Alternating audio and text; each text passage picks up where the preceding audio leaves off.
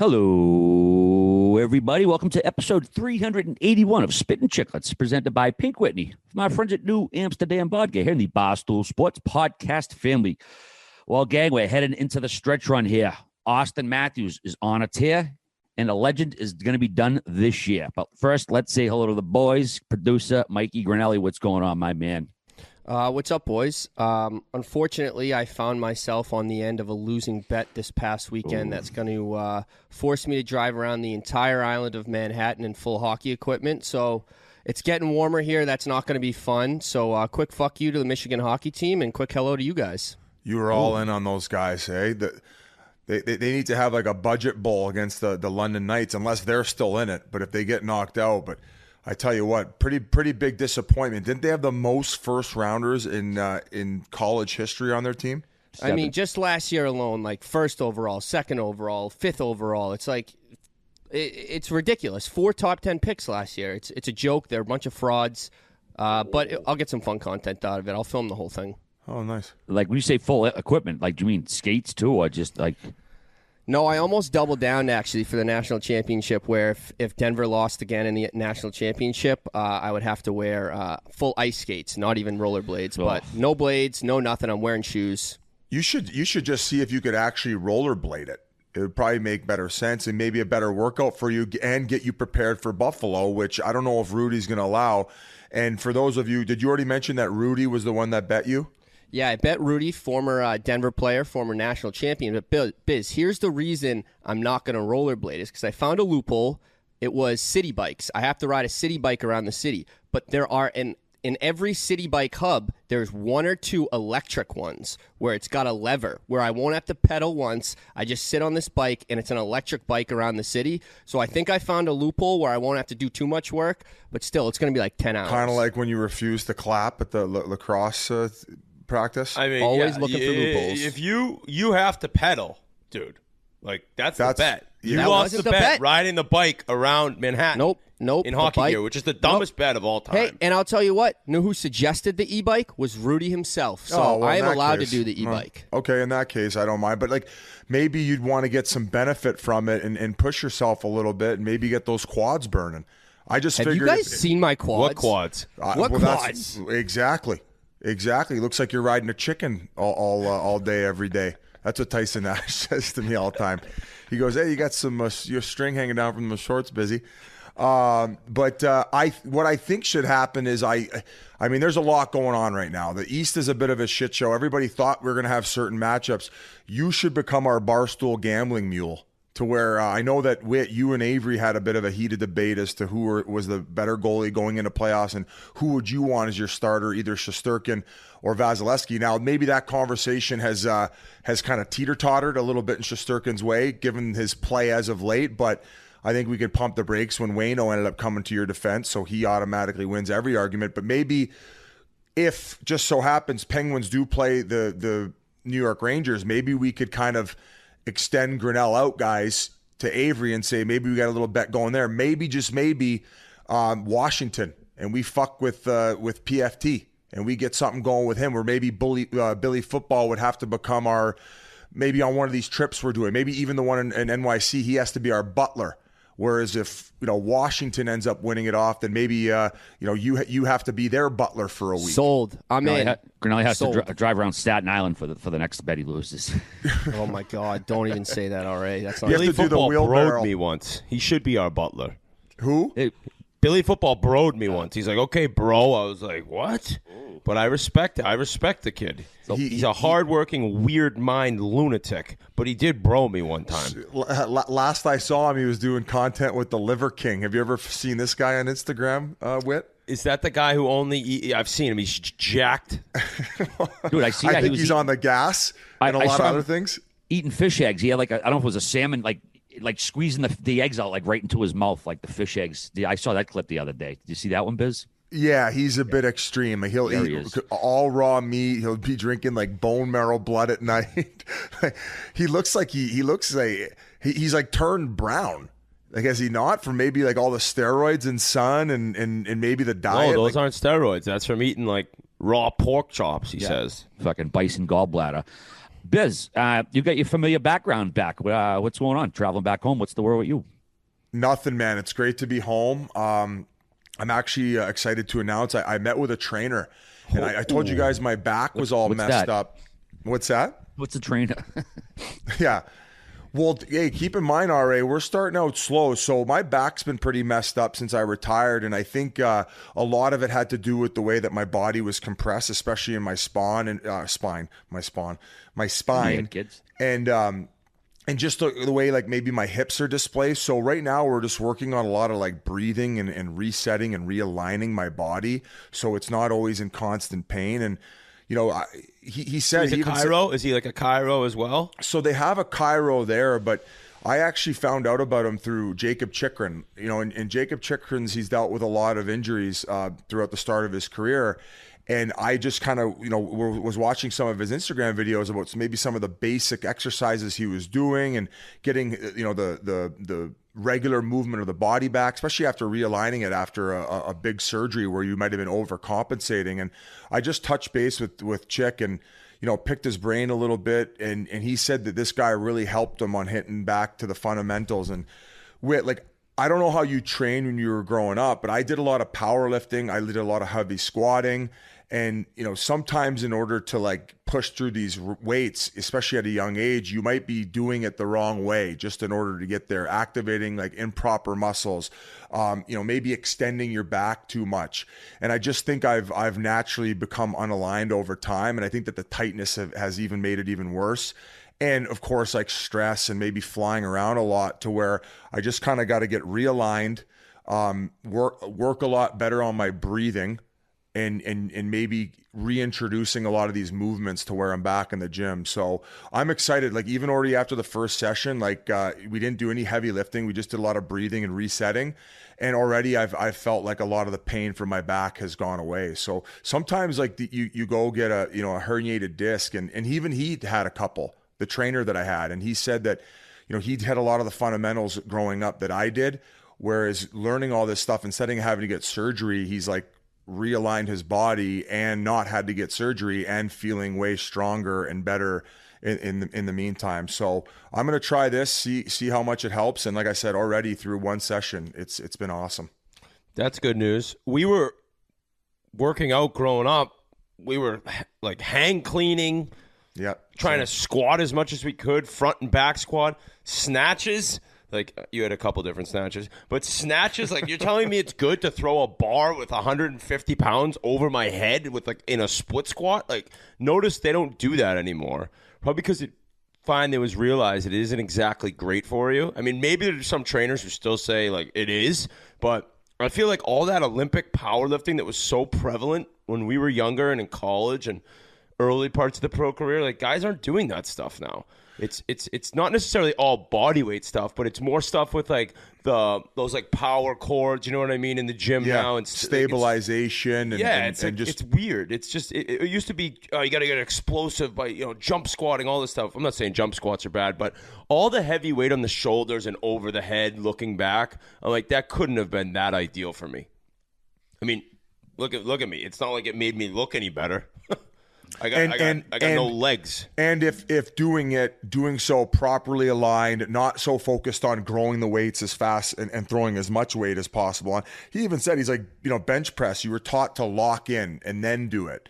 And he's like when are you like then all of a sudden everything's just all tensed up and you're not really breathing, and that's not really a natural movement that you would do. And on top of that, like, when does that ever end up translating over to anything hockey related? Like hockey, you're mostly loaded in a squat position and you're doing a lot of torso work, and you need more of that range and flexibility through your torso as opposed to just fucking being jacked in the chest. So one time we had the those boards that you could stand on and like swivel your hips and it goes back and forth. Yeah. Push up and like turn it. Yeah.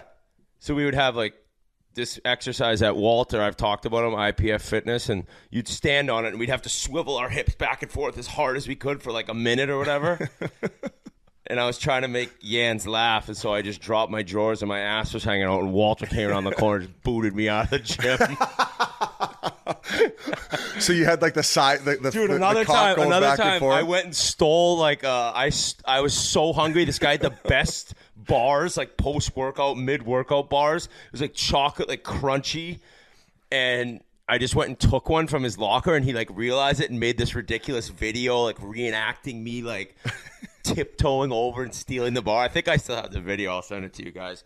Funny stuff thinking about back and working out. Now all I want to do is feel good for golf. Yeah. So I've been on a little bit of a tear here. I've been going to the gym 3 to 4 days a week. Wow. And I've been doing a circuit each week. I switch it up. So I'll do the circuit 3 or 4 times. It's 5 exercises 4 times. I rip through it. Then I do 30 minutes Stairmaster. Like we're doing like on level 17 for 30 seconds, like 40 minute off. Like, so I'm actually feeling good. My shoulder was mangled. The doctor's basically like, dude, your shoulder's so weak. That's why it's mangled. There isn't a big injury there. I tried doing a pull-up, couldn't do one. Okay. But in the past 3 weeks, I'm Bennett. In the past 3 weeks, I could do 4 now. So my strength's coming back. Hey, although I'm kind of pissed off because I was feeling great today, and then I went to the Cairo, and now I feel brutal. Like I'm like, why did I go? I felt so good. I'm done doing that, I think. All right, thanks for introducing me. I'm just going to do it myself. I went to the national title game.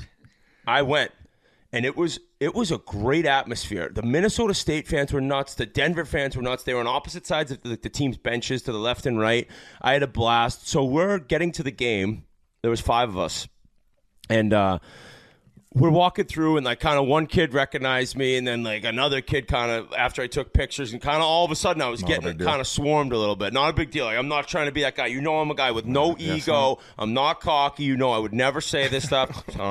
I was living it up. I was taking pictures with everyone. I was like, it was kind of like a hockey nerd fest because so many fans of different colleges go, maybe hoping their team makes it, or they just go every year to the Frozen Four. So I was having a blast.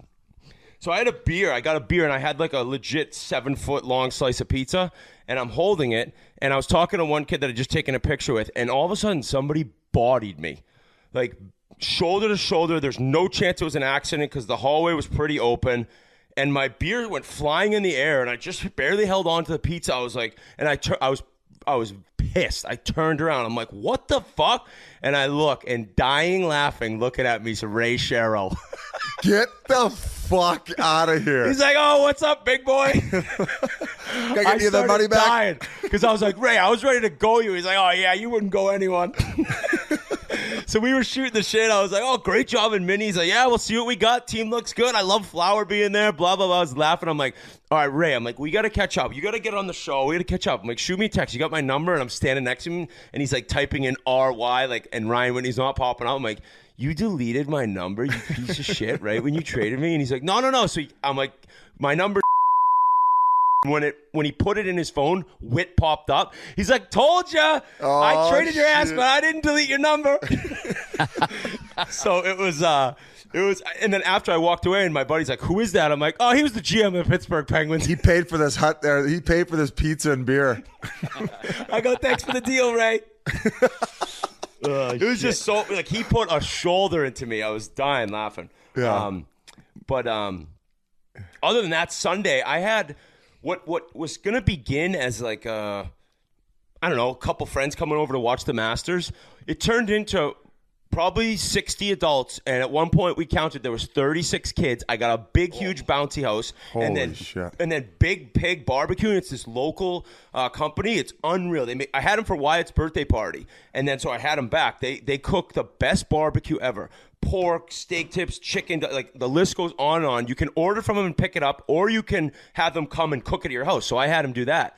Well, the owner of the company, he wasn't here the first time I used him, but when I reordered them to come back, he's a good friend with another buddy of mine, Powie. They're from the North Shore, trash buckets from the North Shore, Massachusetts, like Grinnelli, and where R.A. lived for some of his years. So these guys show up. He brought a enormous ice luge, a monster pig with a pink Whitney logo, the big pig logo in the middle, and this party turned into a rager. Everyone was doing shots. It was a blast. My buddy Jake Tebow, the kid who got paralyzed earlier this year from Milton Academy, he came over with his family. We lifted him up. Sorry, hope you don't get expelled out of school. He was crushing pink Whitney. We had the time of our lives. And unfortunately, the Masters was a really big disappointment because I just want excitement on the back nine. But doing shots of Pink Whitney all day was just a treat. So the Pink Whitney actually retweeted the Ice Luge because I think Big Pig put it out there. But it was a great weekend. You know, I didn't watch a ton of hockey starting Saturday. I kind of missed Saturday and most of Sunday, but I'm still ready to talk some recent action. Hey, the Tylenol pinata with 36 kids in the house. Oh, well, they were in the bouncy house outside. It was just chuck them in the bouncy house. I didn't see Ryder from 3 o'clock to 7:30. I was like, where is he? Hey, just throw a bunch of sugar in the middle and just let the kids go at it. No, it was like it was like you just throw like 17,000 bags of nerds in there. So as they bounce in the bouncy house, nerds are flying everywhere. Kids are eating them off the ground. It was just a hell of a day. Hey, you were talking about whipping your cock out. In front of the kids? What are you talking about? No. I was going back to what you were talking about earlier, for fuck's sakes, about the workout when you did the little cock wave and the trainer came in and tossed you. We had Vern Fiddler he was like a prankster, and sometimes like you would round the corner and he'd be on one of those physio balls and he'd be buck naked doing sit-ups, and you'd round the corner and his hammer would just be flopping around. There was always the few that would have the cock jokes buzzing up and down, but not with the kids. We can't do that with the kids. Yeah, let's keep those separate. Biz, holy shit! I mentioned you were back home, but you're going to be back on a plane again, back to Atlanta. You got a bottle signing there this week, I understand. Let's see, Tower Beer, Wine and Spirits on 2161 Piedmont Road, Northeast in Atlanta, Georgia. Let's see, at 5 p.m., you're going to have a massive crew there, I would imagine. I think it's the 23rd, though. It's going to be the 23rd. So I just wanted to give people the heads up. Can you say the address again? So I'm going to be there.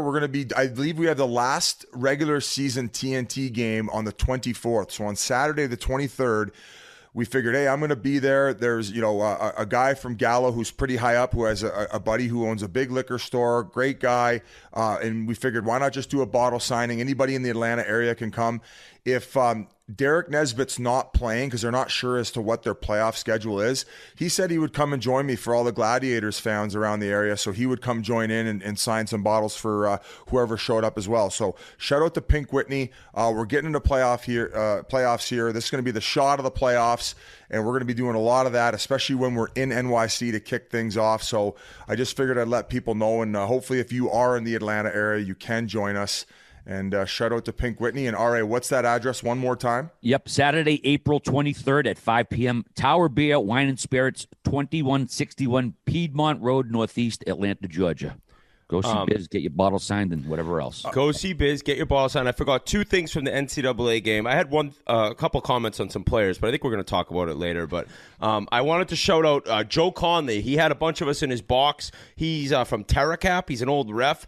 A bunch of people from his company are big Chiclets fans, so I want to really thank him for allowing us to come into the box. And you're drinking their beer, you feel a little bad, but hell of a guy. And I met a girl there. I feel brutal because I thought I wrote down her name, but I don't have it. But she just graduated from River. She's going to Middlebury. Pleasure meeting her. Hell of a player, I guess. And my buddy asked her, so do a lot of the girls on the team listen to Chiclets? She said the whole team does. They love the show. So shout out all the ladies out there listening. Usually, for the most part, we think of guys like Rick from Red Deer punching his steering wheel listening. But we got the girls who probably get pissed off at some of our takes as well. So we appreciate all the listeners, no matter what. What are we going to start calling like the female listener, like Lisa from London? Like, you usually got the good one. Gertrude from Granby. I say, what a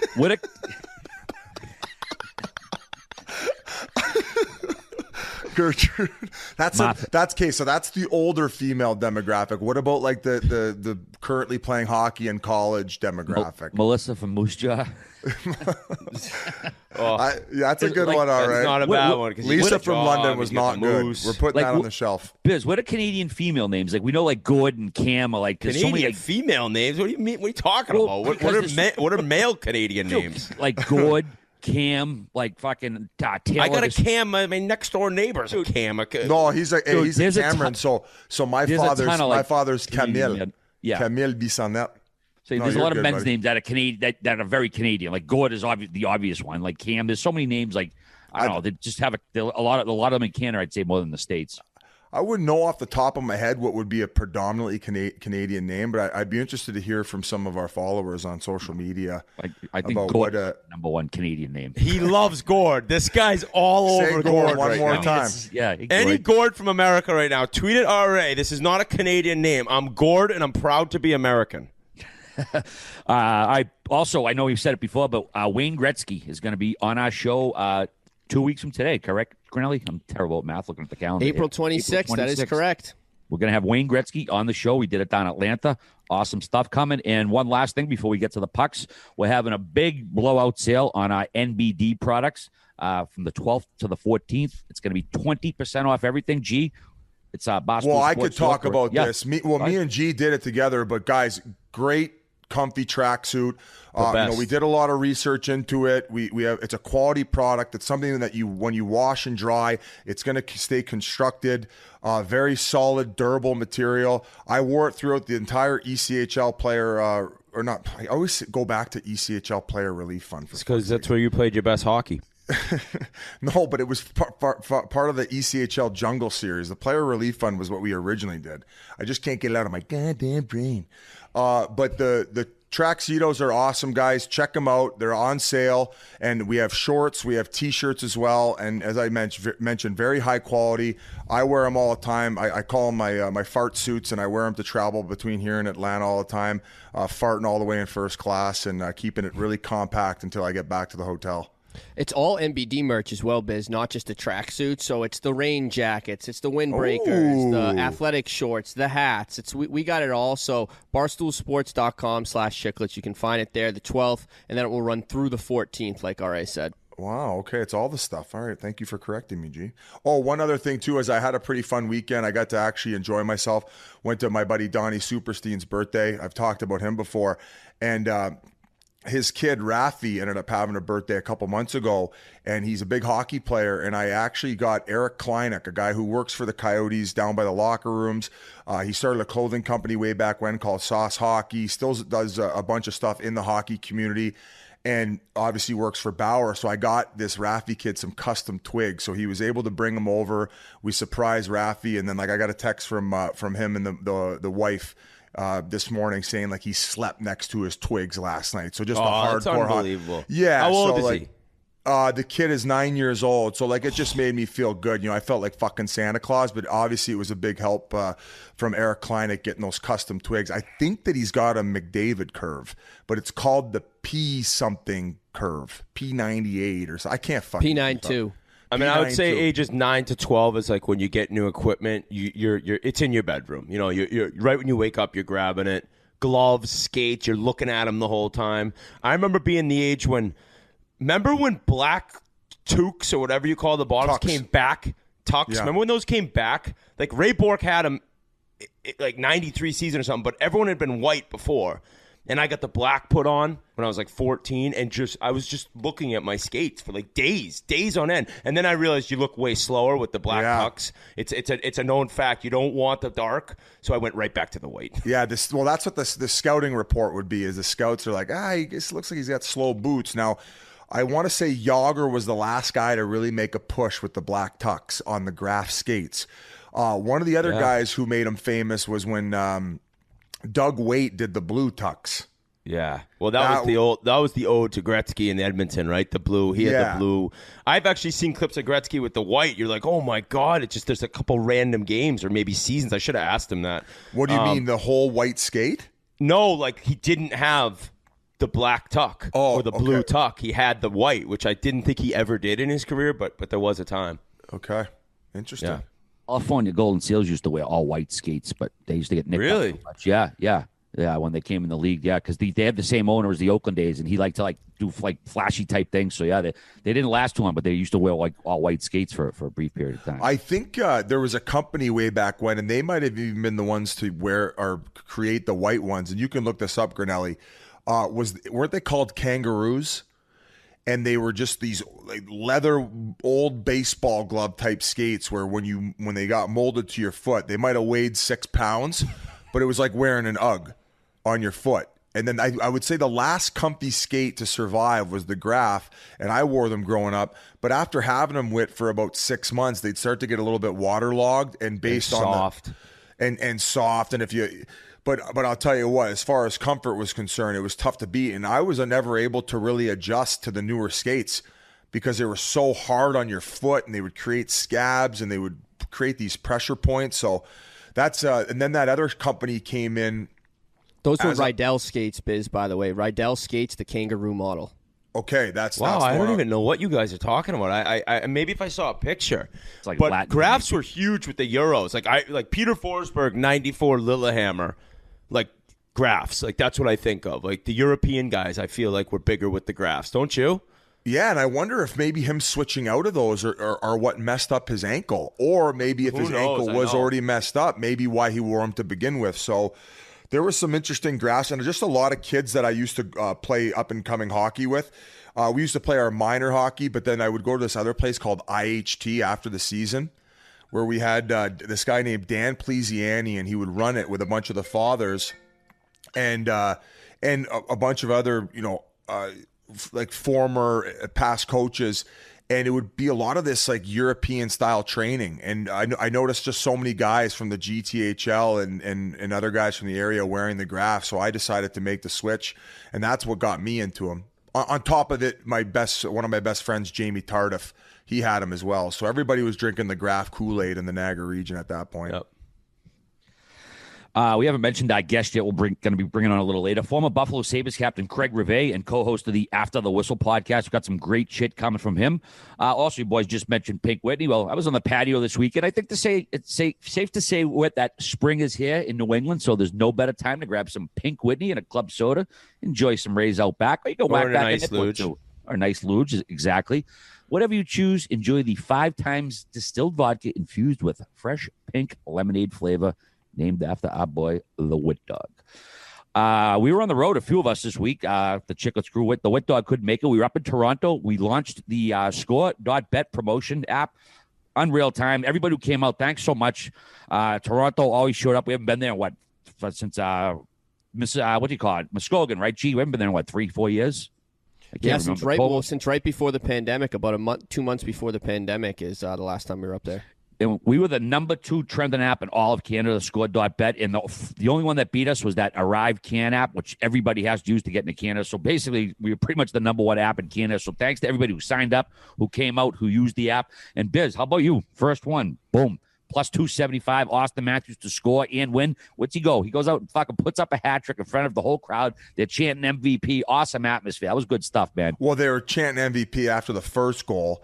And then they started doing it after the second goal he scored, and then the third goal. And then immediately right after that, my regret sank in, saying, why didn't we also have a where if he got a hat trick that night? Now, then it got me thinking, well, we don't want to bankrupt the ScoreBet app just quite yet, folks. But thank you for riding with Biz. And I know a lot of Leafs fans went home happy after he tucked one and they got the W. But I mean, we're going to get to the Leafs a little bit later, but it was great seeing everybody there. It was great seeing Merles. It was also nice being live for another sit-down podcast, although we didn't have the Wit Dog. Guys, from the rumor is Alberta's getting gambling next. I kind of like it, so it's these slow launches where we're able to kind of make our impact in every province. So everybody in Toronto who came out, it was great seeing you. As you mentioned, RA, the second highest downloaded app on the App Store. Yeah. In all of Canada? In all of Canada, yes. Oh, shit. Not just Ontario? Fucking Jesus. That's a stroke off for the boys. But thank you, and there's going to be more coming. And speaking of more coming, on the day this podcast drops, we got the Toronto Maple Leafs, and I'm asking the ScoreBet app to do another for Matthews and the boys to fucking beat on you idiot Sabres and the fans. Fuck you guys. We're coming at you. This is payback for not only the March 2nd game, but also at the Heritage Classic, and all you idiots talking shit about that blown lead in Florida. I don't want to spoil that conversation yet. We got a few other things to talk about, but thank you to all you Leafs fans. Actually, I didn't know what game you wanted to dive into first. Auston Matthews, I mentioned him in the intro, Biz. He had the hat trick. The next game he went out, he set the single-season goal record for the Leafs with his 55th goal of the season. He broke Rick Vive's record. He added his 56 with the overtime game winner. He's got the most goals in a season by an American-born player. He beat Kevin Stevens and Jimmy Carson's record. They each had 55. 255 goals in his last 400 games. And I'm sorry, in his first 400 games as a Leaf, beats Vibe's record, who had 234. Only 7 NHLers have more goals than Auston Matthews through 400 games played. Gretzky, Lemieux, Bossy, Hull, Ovechkin, Curry, and Team Musolani. And then Saturday night, he got this unreal standing ovation. He breaks the record. Then once he goes out, 2 more goals he scores. This kid is unbelievable. First guy to have 50 and 50 since Mario back in 95, 96. Actually, 51 and 50. Since November 24th, he's got 51 goals. The next guy, Kaprizov, is 36. So he's outpaced him by 15 goals. Only 2 guys have hit 60 since the cap. Stamkos and Ovechkin. It should be a slam dunk for Austin. He's got plenty of games left. So come up for air. All right, come up for air, please. I haven't said nothing for a little bit. You okay? Holy shit! All right, you can take a breath. Yeah. You hear about Biz learning how to breathe with his new workout guy? Got to get off my chest. I mean, the reason I was talking about the Leafs schedule is because I think a lot of people were distracted by that 5-1 blown lead in Florida. Like, who gives a fuck? They got 3 or 4 points. They had to play in a back-to-back against one of the best teams in the league. Whoop-de shit. They don't bat an eye. They go into Dallas. Austin gets another 2 more. So 7-0-1 in their last 8 games, and everybody's trying to remind me of this fucking blown lead that I'm supposed to care about when they're about to take over the top of the division if these other teams don't wake the fuck up. So Leafs are absolute. Leafs are. Pardon? They could still go on a little bit of a rip here. You never know. You never know. You think the Panthers need I don't to wake know. up? I don't know. You just said it. What do you mean you don't know? The Panthers don't need to wake up. They're not catching the Panthers. You never know. You just never know. I do know. Well, they're 7-0-1 in their last 8. That's what I'm saying. They're starting to hit their stride going into playoffs. They look great. They look great. Matthews is a machine. But if you can't at least openly admit as a fan, you're not an honest fan, because they have an issue with blowing big leads. They've blown more big leads than any team in the league since their worst blown big lead in the history of the game. Okay, I'll agree with that. So it's sort of an issue where the rookie goalie who gets hurt and Campbell has to come in, who probably wasn't ready yet, who looked horrible. So you still got the goaltending issues. You got the ability to score at will. You have the second most goals in the league. The only team with more are the Florida Panthers. They can score with the best of them. They have one of the greatest goal scorers to ever live. He will go down in that, which, by the way, I want him to get 70 so bad. He's 12 away. He's got 10 games. Who knows if he sits a couple games at the end of the year? But if he gets 7 in his next 4 or 5, then you're legitimately thinking about 70. For you guys who are curious, only 8 players in the history of hockey have had 70 goals in a season. And I got a quick question. I got it right here. So I'm going to give you 7 of the names: Wayne Gretzky, Brett Hull, Mario Lemieux, Alexander Mogilny, Phil Esposito, Teemu Selanne is 6. Who else does? Well, maybe it's only 7. Either way, do you know the guy I didn't name who has 70 in his career in one season? Beret? Nope. Brett Hull? I couldn't believe this is the only other guys besides the ones mentioned who has 70 in a season. Gardner? Nope. Crazy. I don't think you'll get it. G, you want to take a guess? Bobby Orr? Nope. I have no idea. I know. Go ahead. Bernie Nichols. What? Bernie Nichols. Wow. Yes. 70 goals in 79 games in 88-89. And the last guy who had 70 was 92-93 when Mogilny had 76 and Selanne also had 76. And Selanne had 84 games and Mogilny did it in 77. But this Matthews, it is the winning goal in Dallas. It was so sick the way he turned up ice. All right, 3-on-3, let's just chill. And then he whoops, gets all that speed, and he sees Tyler Seguin, who was just like, oh no. Yeah, and immediately started graphs on. He started skating. He started skating forward. He's like skating with his back to him, just trying to keep up. And still, Matthews turns the corner, buries it. One of the celebrations of the year, right? Just fuck you in the league. Oh, you should have took a looking dump up at at center the ice. Dallas arena. Like, you guys think you're going to make playoffs? Suck on that. So it's such a treat to watch him. And if he can get, these next 4 or 5 games, if he can get, 6 or 7, which isn't even crazy because of the run he's on, and we could try to get a run at 70. Alexander Ovechkin's never had 70. So this is just world-class goal scoring. So I think one of the things you were referring to is since that Boston game where they blew that 4-1 lead, they've done it 7 times. They've blown a 4-1 lead, and lost the game, and the closest team behind them has been 4. I think that's kind of what you were alluding to as far as blowing these big leads. Now, I don't give a fuck because they've been on such a hot streak. Now they can get their retribution because I think statistically, if I said that properly, right now it looks like they're either playing Florida or Boston in the first round. Now, if I could get 7 of those fucking games against Florida, that would be an unbelievable series. Or Tampa. Tampa, I think. Yeah. Oh, they still can play Tampa? No. I don't even think they'll play Florida because Florida's going to play the Caps because that's pretty much actually, you know what? Things are so wild now where Washington could catch Pittsburgh. Pittsburgh struggled. They're only 4 points behind and they got 2 games in hand. Right. So the situations are pretty hard to really look at in the East. They really are. There's just so many different options still available. But the Leafs will definitely not be playing the Panthers. I'll say that. Yeah. One other note on Toronto. We saw one of the softest things we've ever seen in the league, not just this year, any year. Patty Maroon and Wayne Simmons chirping each other from the benches, and they got fucking tossed. They get misconducts thrown out for talking, for chirping.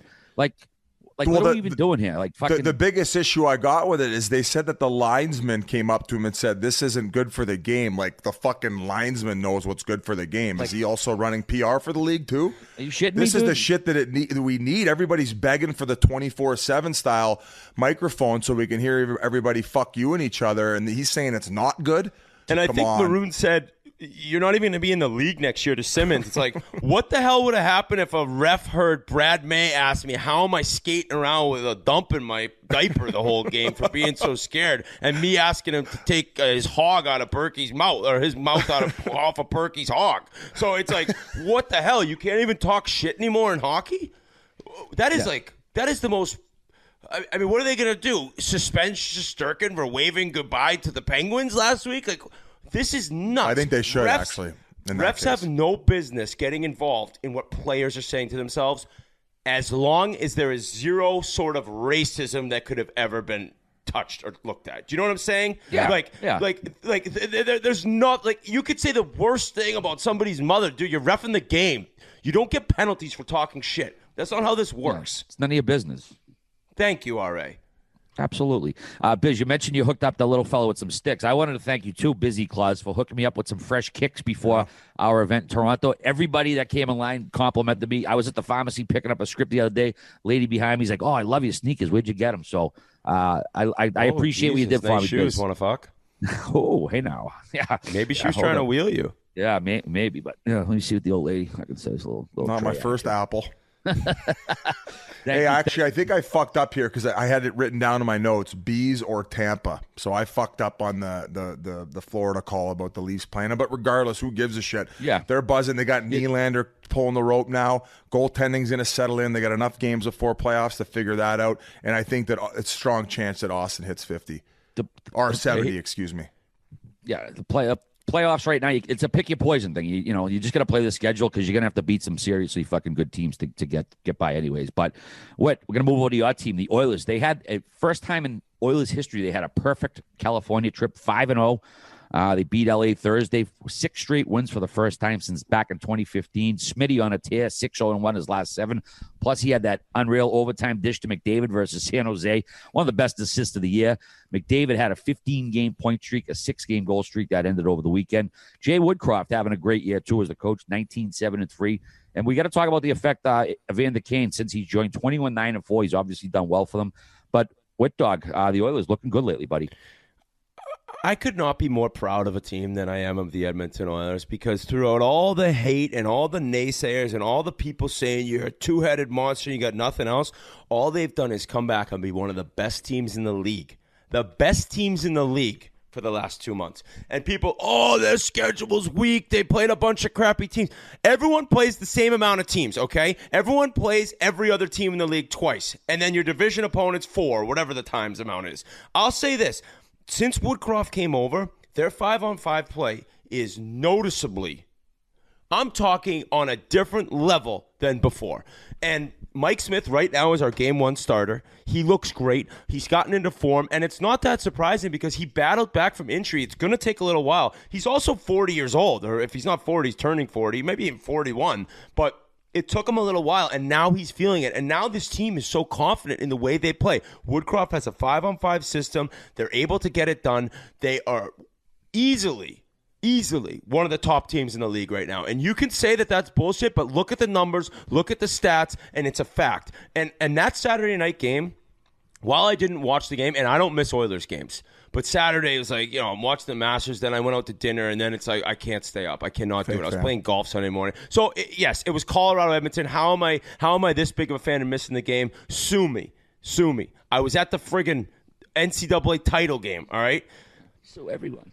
So, that game, they proved they can play with the top team in the league in a shutdown affair. If that game's 6-5, it's like, all right, yeah, we kind of knew they could do that. But they lost 2-1.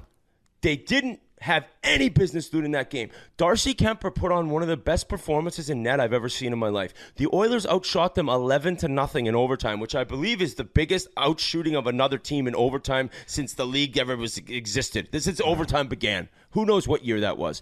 They put on a clinic and they dominated Colorado. Enough where, yes, they lost the game, but they got a point, and you're like, all right, not only is this team a completely different club, they haven't clinched playoffs, but they're in. They're in playoffs. Right now, it could be L.A. I'm a little worried that Vegas is going to gun down with the injuries in L.A. It could end up being Edmonton-Vegas. That's not ideal. Let's leave Calgary trying to play Vegas and having to deal with them. But no matter what, we're going to be in the playoffs. We got two of the best players in the world, and we have a goalie who's really found his game and at no better time. And we didn't blow a 4-1 lead lately. We didn't deal with any of that bullshit. We don't have a record. He's bragging about no a loss playoff in wins Colorado, but you fucking didn't have a Biz was in diapers.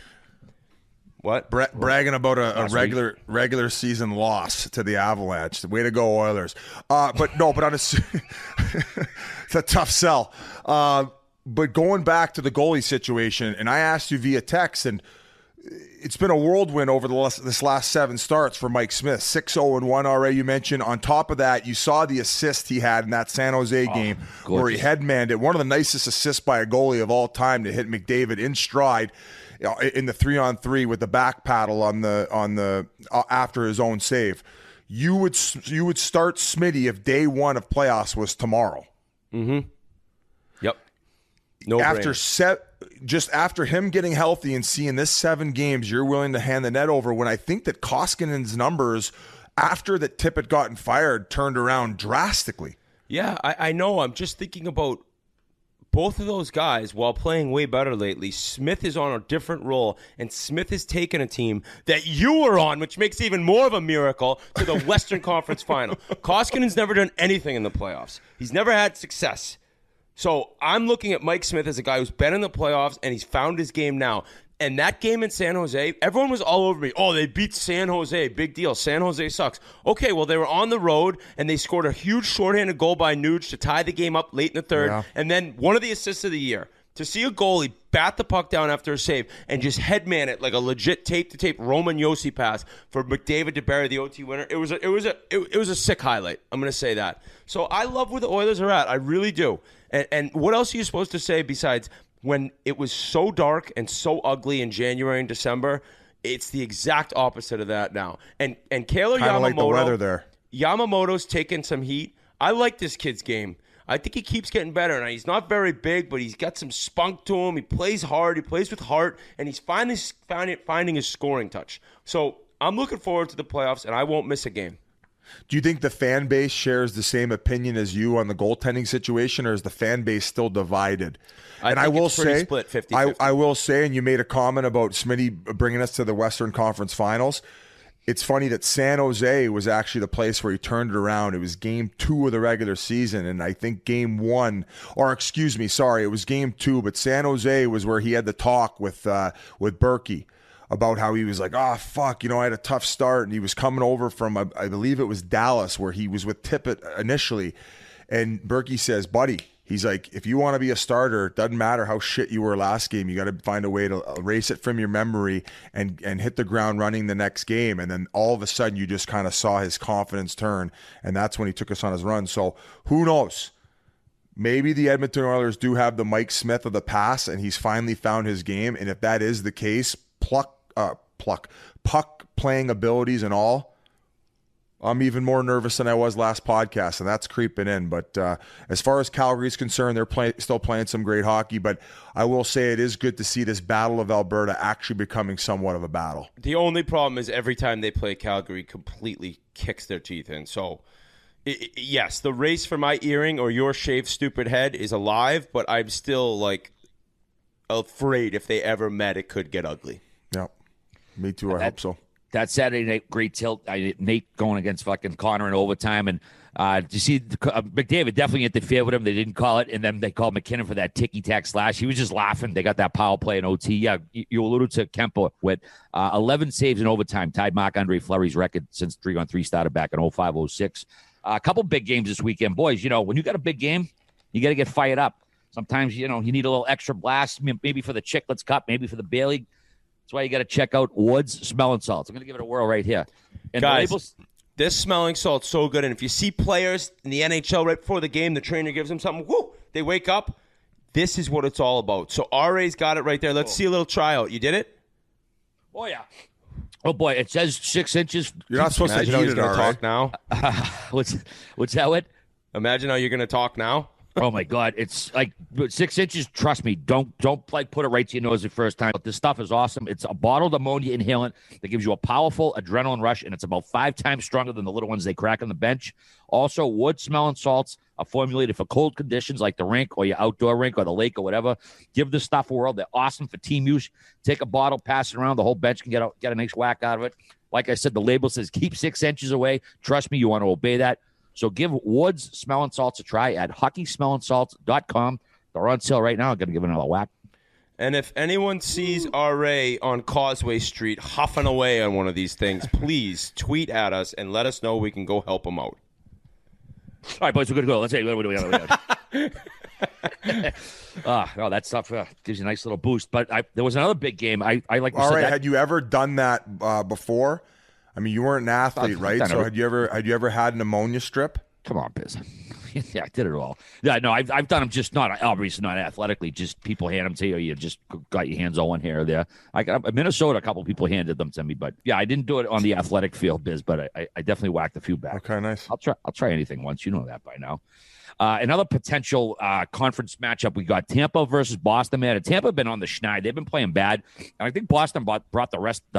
Boston brought out the best of them. Vasilevsky got his game back. Boston ended up winning the game 2-1 in OT. Linus Ullmark, probably the best game as a Bruin-Wit, stopped 28-29. And this staff from Dmitry Filipovich. Bergeron played 10 minutes and 46 seconds at 5-on-5. His most common opponent was Braden Point, one of the great players of the game. Shot attempts were 21-3, and shots on goal were 15-2 in Bergeron's favor. Like, this guy, I mean, I know his contract is up this year. He can't retire after this year if he's playing at this level still, Whit. No way. And other people have been like, do you think he's going to come back to the Bruins? I'm like, what? I'm surprised even hearing people question that. Like, if Patrice Bergeron's playing, I could never see him anywhere else but as a member of the Boston Bruins. And he should win the Selke again this year. I know there's a legitimate argument for Matthews because his defensive game is actually so sick as well. And the year that Doug Gilmour, I think, had 128 points or whatever it was at the Maple Leafs. He won the Selke, so people are kind of discussing that. But it's probably Bergeron's trophy to lose again. And anyone who is a good defensive forward, unfortunately, gets stuck playing in the Bergeron era, where this guy, it doesn't matter who he's going against. It doesn't matter if the player is a bigger, stronger, faster player, or maybe a little smaller and quicker like Braden Point. He's just able to use angles and his brain to outsmart anyone. And he wins all these faceoffs, and he just is always on the right side of the puck. So I've been talking about him since RA and I were sitting on his couch starting this podcast as the type of guy any girl or boy would want to look at and try to model their game after, because he's one of the most perfect players I've ever seen, because he never sacrifices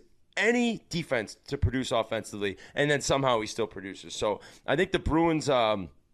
obviously, they have a chance to win a couple rounds this year. I can't see them winning the Stanley Cup, but if it wasn't for Bergeron, I would 100% be picking them to lose in the first round. Oh, yeah, right. Ask Grinelli about their second-line center. He's been shouting from the mountain. The guy who said they couldn't do anything with their second line center, who probably has like more points than anyone else since Grinelli said that. Kind of like your Yossi take. Now, going back to Bergeron, I was reading this wild stat online, and I want to say in the last 10 years, he's been on 98% of Selke voters' ballots, whether 1, 2, or 3 position. Gee, you can maybe find it on Twitter, but his reign of dominance on the defensive side of the puck, playing the 200-foot game has. I don't know if there's ever in the history of the NHL been someone as consistent as him on as far as Selke voting is concerned. Like you could talk about. Go ahead, G. So this is from J Fresh Hockey. He says, fun fact: in the past 10 seasons, 1,537 Selke ballots have been submitted. Patrice Bergeron's name has been on 1,411 of them. That's 91.8%. Okay, 91. Biz, you're right, because if you think about like great defensive forwards, like I think a lot of people think of Guy Carbonneau and Bob Gainey before him, and there's other names, but nobody produced offensively like Bergeron did while doing it on that side of the puck. So it really is one of the greatest defensive forwards to ever play the game while also being close to a point per game. So I would probably compare it in soccer to being the best midfielder ever. Just how you're able to control the entire pitch, right? Everything kind of runs through you, whether it's defensively, how he's able to angle guys to certain sides of the ice to limit their offensive opportunities. But yeah, the number one thing that keeps sticking out is how much he limits the opposition's shot total, especially the higher skill guys when he is on the ice, and how he's also able to transition into generating for them in that situation. So, I mean, it doesn't hurt when you got 2 decent line mates, either one being Marchand, most of the time the other one being Pasta, although that hasn't really been the case in the second half of the season, correct? It's been DeBrus the second half, and he's been unbelievable since the trade deadline, maybe the best player in the NHL since then. Okay, so I mean, that's a fairly strong stroke job for the Bees that we just gave. My right's sore, my left's getting a little sore. I think we can move on. Sound like me on Jersey. Tampa Bay, Boston, man. Those two always bring out the best in each other. Biz, you just mentioned Roman Yossi, man. This guy, unbelievable this year. I know we've been stroking him all the time, but he broke the team record for points in a season for the Predators. 87 points. He passed Paul Kariya's 85 back in 05-06. The last defenseman to hit 90 points in a season, Ray Bourque, all the way back in 93-94. And the Preds are the third active franchise to have a defenseman hold the single-season point record at some point during the team's history. The only other two, Ottawa's Norm McIver, which was after their first season, and then Dennis Potvin for the Islanders back in the 70s a bunch of times. So this guy, again, we've been talking about him all the time. And I know, Biz, you talked, Wayne, when Gretzky brought up a Bobby Orr trophy. I know this is something that's been talked about. Most points by a defenseman. Seems like something that's going to happen at some point. I know people have been talking about this, because we talked about it even in the car last week. Is the Norris trophy, is it just automatically going to guys who are putting up the most points? I think that the Norris should be the Hart trophy of defensemen, where it's just relied upon on all the situations, whereas there should be. I just feel like there's so many awards that the forwards are limited to, where it's like highest point getter. It's obviously going to be a forward every year. You don't oftentimes see a defenseman win the Hart Trophy, which the reason I wanted to back up Yossi was because I think that he has positioned himself very well to get Hart consideration. I fired off a tweet the other night, and 7 of these games, of which are against playoff teams, 12 times this season he's had 3 or more points in a game. So basically, the way that they get goaltending and the way he's able to defend, he's guaranteed his team a win in those games. And I think 2 of which are against Minnesota, in which he had 4 points each, and that's a fucking pretty solid team. So I just think what he's done, he needs Hart consideration, and of course I am firmly believing that he is the leader of the Norris, which you're not going to get Colorado fans to agree with, but even after the last podcast, he went out and had another performance like that. He is not slowing down, and we still have a little bit of time here left. But guys, if not for him, they're not in the playoffs. I don't. And Whit, I know it might be difficult. I gotta talk. Sorry. I'm Happy Gilmore, and everyone out there who is Roman Yossi for Norris is Chubbs, Happy Gilmore's coach. I'll start. I'm stupid. You're smart. I was wrong. You were right.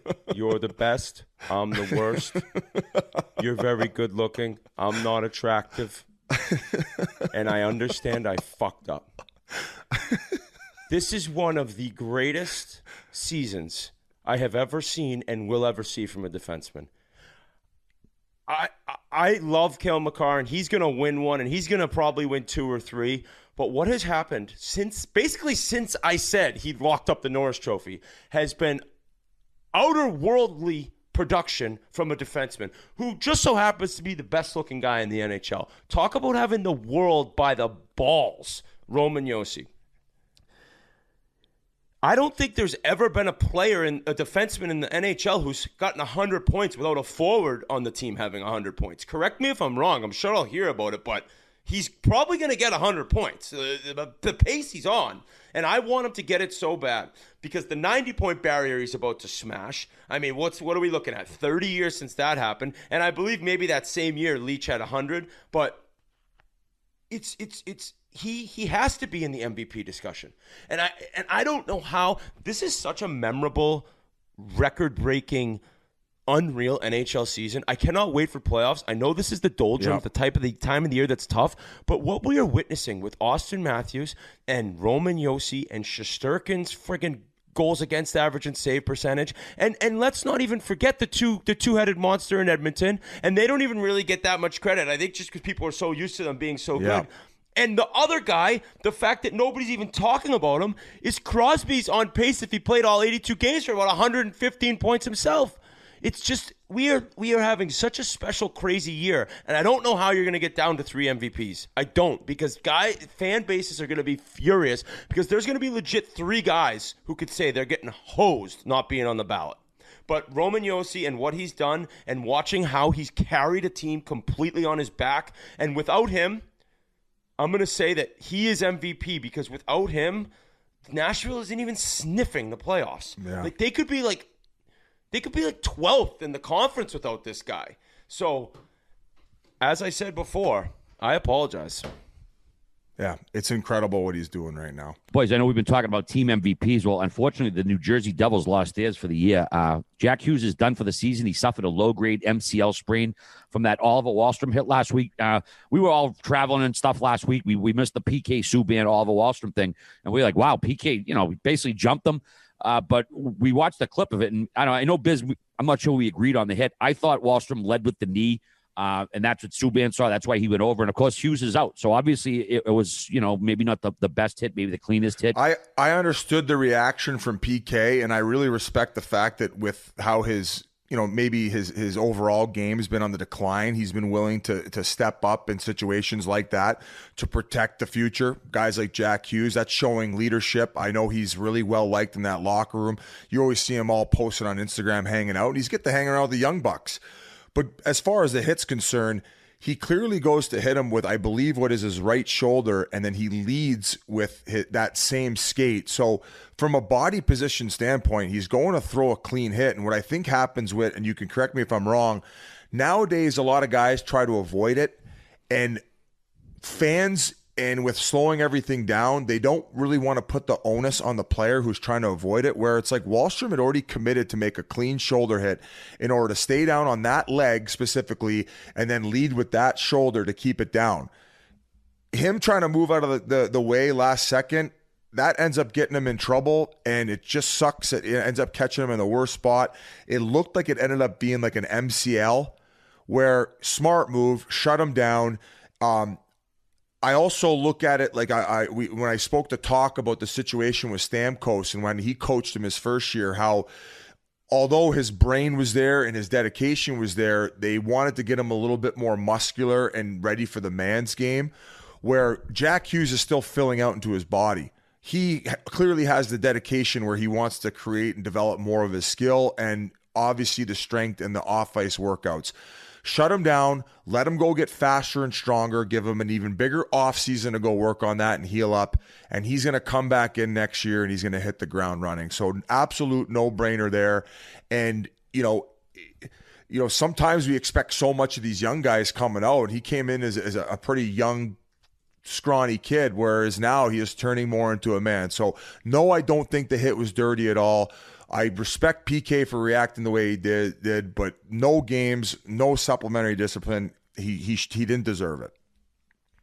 I couldn't agree more. And I watched the Suzuki on Stutzle hit. It's like sometimes it's just I don't think they're leading with their knee. They're kind of planting to hit, and maybe your knee's ahead.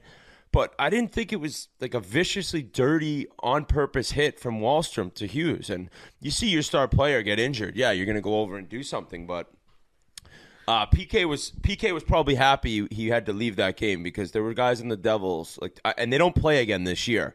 Not that PK wouldn't have done it had he known they did, but he put a beating on a young kid who I don't think was trying to injure, their best player. That's what happens, but it was certainly once you look at it in slow motion, it was a little different than what I saw in real speed when you thought maybe he really did stick his knee out. Yeah, but as we said with the Beagle incident, you cave faces it and then ask questions later. So that's kind of the mantra that we roll with around here.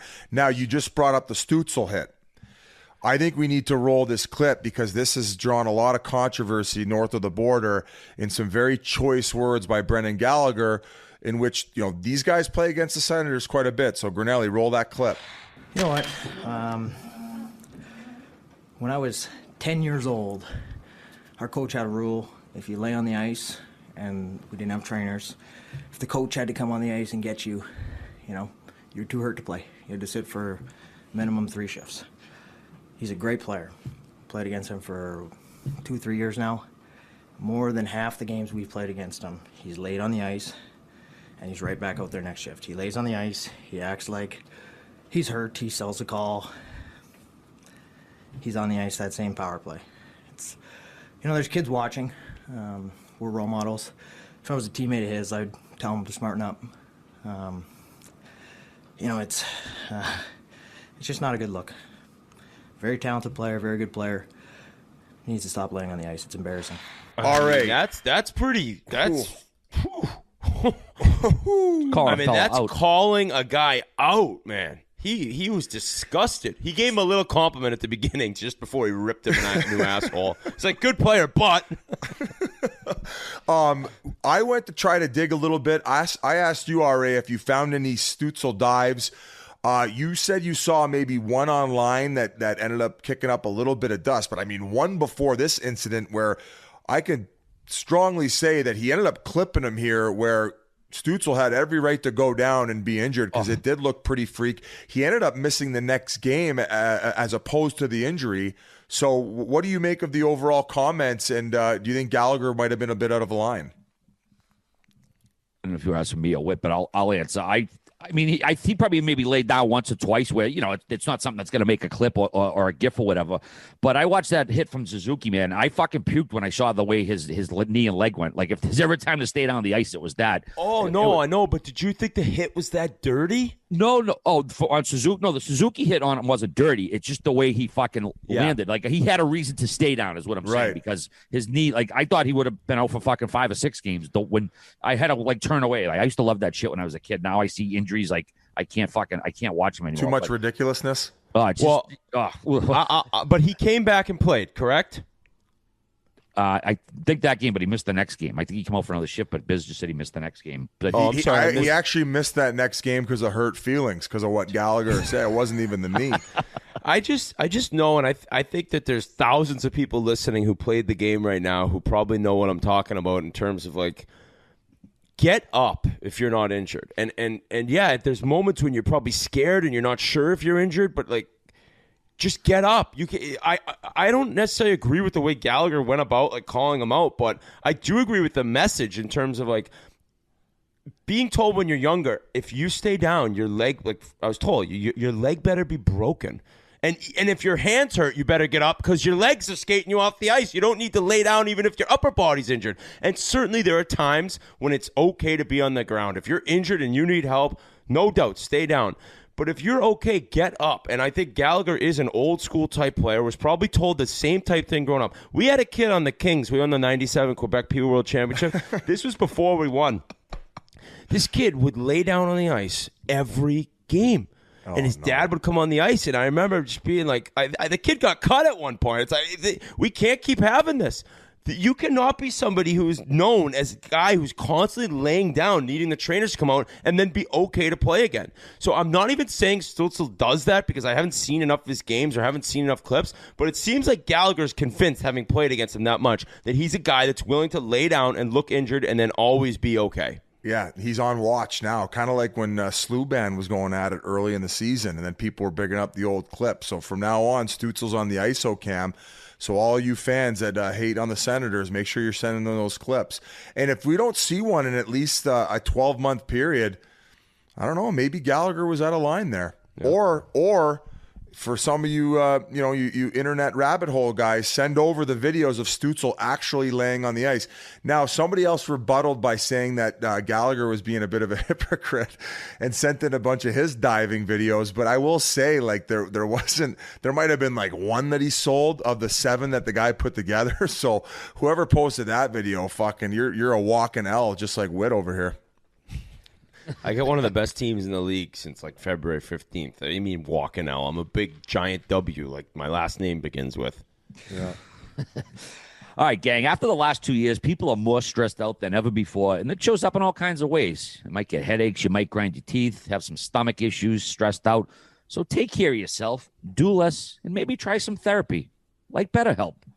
BetterHelp is online therapy that offers video, phone, and even live chat sessions with your therapist, so you don't have to see anyone on camera if you don't want to. It's much more affordable than in-person therapy, and you can be matched with a therapist in under 48 hours. Give it a try and see why over 2 million people have used BetterHelp online therapy. This podcast is sponsored by BetterHelp, and our listeners get 10% off the first month at BetterHelp.com/Chiclets. That's BetterHelp.com/Chiclets. Like I said, the last few years have been driving a lot of people fucking crazy bananas. If you're not feeling good, reach out, man. It's a good thing. It helps you out. So I'm totally willing to admit that I talked to somebody, and it is the best thing I've ever done. Yep. You get things off your chest. You get different opinions. You get some different ways to look at things, and it all goes back to really trusting that somebody else can help you. And BetterHelp is unbelievable at that. So seriously, if you're feeling stressed, if you're feeling anxious, if you're feeling like things aren't going well for you and you don't like how you're waking up and feeling in the morning, get online and get some help, because I will guarantee you won't be disappointed and you will feel better. I promise you that. And that's important for everyone out there going through things that nobody can see. Hear, hear. Well said, Whit. Well said, Whit. Maybe these Do you hear what the kids are calling Matthews, Whit? The gloat. The gloat. And I dogged you at the beginning of the season for saying he was the greatest Leaf of all time, and I'm on board. He is. I will say, though, that Gilmore run and they went, and Matt Sundin, they went to the semifinals. They won series. So he better win the play. He better win a round, all right? Or the gloat, is it an acronym or nickname? I don't even know what an acronym is. Why did I say that? That actually is an acronym. Yes. I'm feeling it today. That gloat acronym, if they lose again in the first round, kaputs. Whit, you talked to your therapist about all your horrible takes on Yossi. Like, do you get that? Was he the one who told you to do the comparison between Happy Gilmore and Chubbs? Do you want to know the truth? Yeah. He's got a McCarr jersey hanging in his office. So he might gas me as a client. You're a fucking idiot. Guys, we actually do have some gloat shirts available right now in the Barstool Of course we do. Oh, wow. Yeah, we got tons of playoff shirts coming, but the gloat shirt is actually pretty sick. All right. I love it. All right, is Marner going to get 100 points? He's on pace too, isn't he? Yeah. Oh, enough Leafs talk. Yeah. We get some old school Patrick division talk here. Like we already said earlier, Shesterkin with the all-time troll of the Penguins. He shuts them out, gives them a little wave after. We don't see that too often. He only allowed 4 goals versus Pittsburgh in 3 games, and 3 of those goals were power play goals. I mean, if the Rangers drop Pittsburgh going into that first round, man, you got to think the Rangers are going to have the full confidence with that. Rangers spanked Ottawa 5-1. They moved into a temporary first-place tie with Carolina in the Metro. Then the next day, Carolina beat Anaheim to take back sole possession of first place. Jordan Staal had his first regular season hat trick in 14 years. His first hat trick of any category in 10 years. Chris Kreider, 49 goals on the year. That's 21 more than his previous high. 25 of them on the power play. He's got 5 more years left at $6.5 million. Unreal deal by the Rangers there to get a 50 goal. he's going to be a 50-goal scorer soon at that price. What you think of the wave there, Whit? See you later, boys. You know what? As a Penguins guy and a former Penguins player, shout out Ray bodying me at the Garden and spilling my beer. I loved it. And I love stuff like this because all it is entertainment. We talk about this all the time. Yes, it is the players' lives. It is their livelihood. It is what they do. But for the fans, it is true entertainment. And when I see stuff like that happen, and I understand Penguins fans being pissed off, and I understand Rangers fans loving it, and I also understand some Rangers fans almost like, oh, that's bulletin board material. Don't give him that. Don't give him that. Don't give Sidney Crosby that type of ammo. I think he was actually waving at Malkin, somebody said, waving goodbye to Geno. But I loved it because that's what sports is all about, right? That's the passion. That's about beating a rival, a division rival on home ice who you've dominated all season and just telling them to suck it as they leave the arena. Yeah. So you saw the fans waving, but I'm not going to say as a Penguins fan, it doesn't really sit too well with me because now I know we have a reason to really hate your guts and a reason to really be able to knock you out of the playoffs and then wave in your face as you're shaking hands. Bye-bye, Igor. Bye-bye. In the line, right in his face. Yeah, exactly. Hey, maybe he should be paying Malkin's fine because he ended up snapping the next game, letting out some of that aggression from that little taunting wave. Now, I agree from the entertainment perspective, but if I was a New York Rangers fan, I'd be shitting bricks right now. And as far as Igor Shesterkin, yes, he's got the Penguins' balls in a mason jar, only allowing in a vice, maybe one of those stick vices. Any way you want. He's got the bondage chute. He's got the hole in the massage table with the boxing gloves on, beating the wheels off their bag, however you want to describe it. But like you said, the last thing that Crosby and gang need is a little extra bulletin board material going into playoffs if, in fact, they do play against each other. But the way that this kid's kicking and the way that the Rangers are playing, and I'm not even saying that the Canes are playing that bad, they might end up fucking taking that top spot. So credit to the fucking Rangers for still pouring it on and getting it done and getting some career years from some of the big boys. As far as the Canes were concerned, I think they ended up dropping those 4 games and have been 500 ever since. But Can I give a Canes take, Biz? Yeah.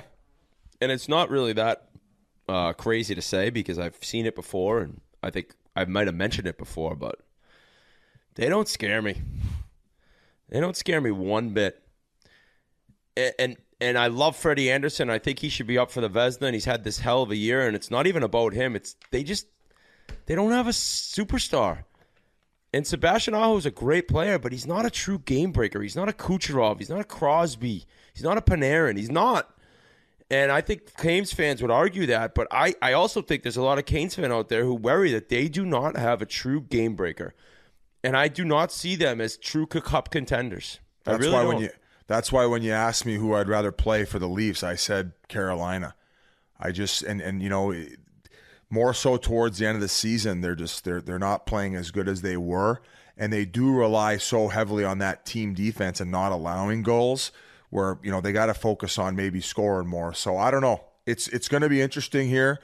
Still a lot of hockey to be played. I think that playoff positioning and them battling for that top spot in the division is going to play a lot into who I decide to end up going with in the first round matchups. Now you talk about your horrible Yossi's take. I might be eating my words on the Washington Capitals. I don't know how much later in the outline here we have to talk about the Washington Capitals, but I had some choice words for them, but they might not even be playing Florida first round now, and I thought that they were going to for 100%, and that's when they were going to get knocked out. So we can save that. But I know you mentioned earlier about Sid, that Sid and the Ovi. I wouldn't say the rivalry is back brewing again, but you talk about all these, the Hart Trophy, the Norris Trophy race, the competitiveness of the league overall. But Ovi just hit 1,400 points, and then Sid a couple games later. Like, what are the chances that these guys have been intertwined at the hip, and they had the pressure, the entire pressure of the hockey world on both their shoulders coming in. And talk about how they've both delivered. Whether it's coming back from injury the way that Sid has to elongate his career and his dedication to the game and him becoming a better leader, end up winning 3 Stanley Cups and all the individual hardware that he's done, and along the way not really slipped up, unless if you're counting losing in the sandbagger or slipping up. I don't even blame him, because when you're under the bright lights like the sandbagger, sometimes that happens.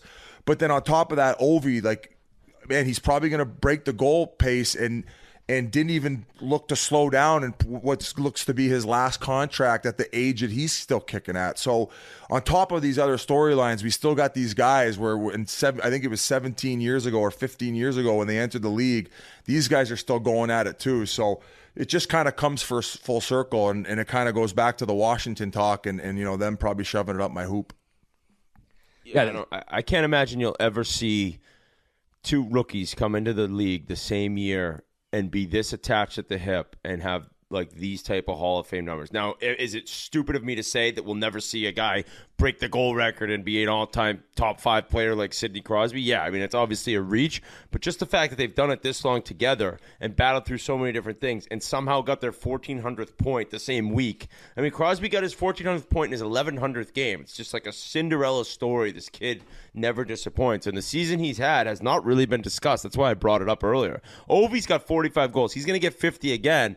He's got 9 empty netters, which is kind of interesting, but it doesn't really matter. They don't ask how. They ask how many. And yeah, just to clarify, Ovechkin became the 21st player in NHL history to reach 1,400 points on Wednesday. And then Sunday, Sid became the 22nd to do it. Like you said, what did it in his 1,100th game? That was the 7th fastest all-time in NHL history.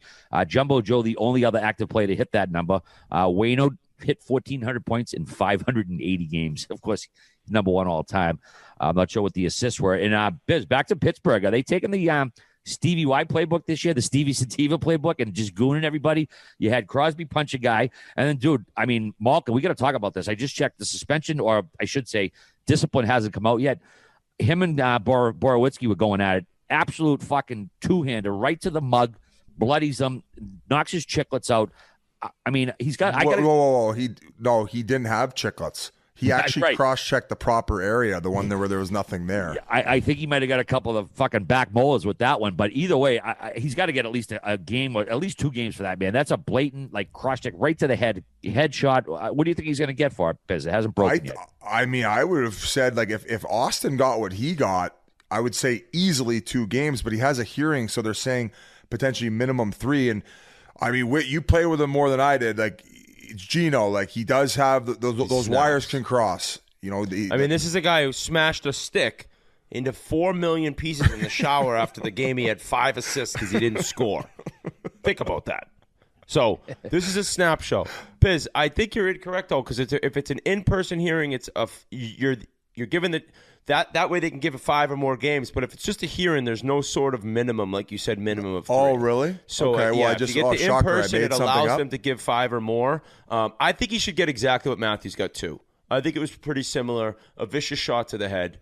And, I will say maybe 3 because Dahlin, he stayed in the game and played. Borowitzki, he left the game, and he had like blood and dental work. So maybe it actually will be an extra one, number 3 for him. I'm surprised Borowitzki didn't beat the fucking wheels off him, because that guy can throw. I know. Well, and I think he could throw both ways as well. So the fact that Malkin's alive is really the biggest surprise of all this. So he better pray that he only gets 2 or 3 games and doesn't get his face caved in the next time those 2 meet. Yeah, he was leaking bad. And also in the same game, Taylor Jeannot, this kid on fucking the Preds, man, league lead, the 13th fight. He fought Matheson. He's second in hits in the league and also leads rookies in goals, man. This kid's got a hell of a Calder resume. I know the physicality might not get factored into the voting, but I don't know. I got to think this kid's going to get some votes with. He's tough as nails, and I love it seems like an increase in toughness all around the league this year. A lot of fights, and this kid is a future fucking banger out there. It's great. You know who he reminds me of? Like probably when Tkachuk first stepped in, maybe with a little bit more fighting experience, and a guy Keith? who's no Matthew Tkachuk. Oh, okay.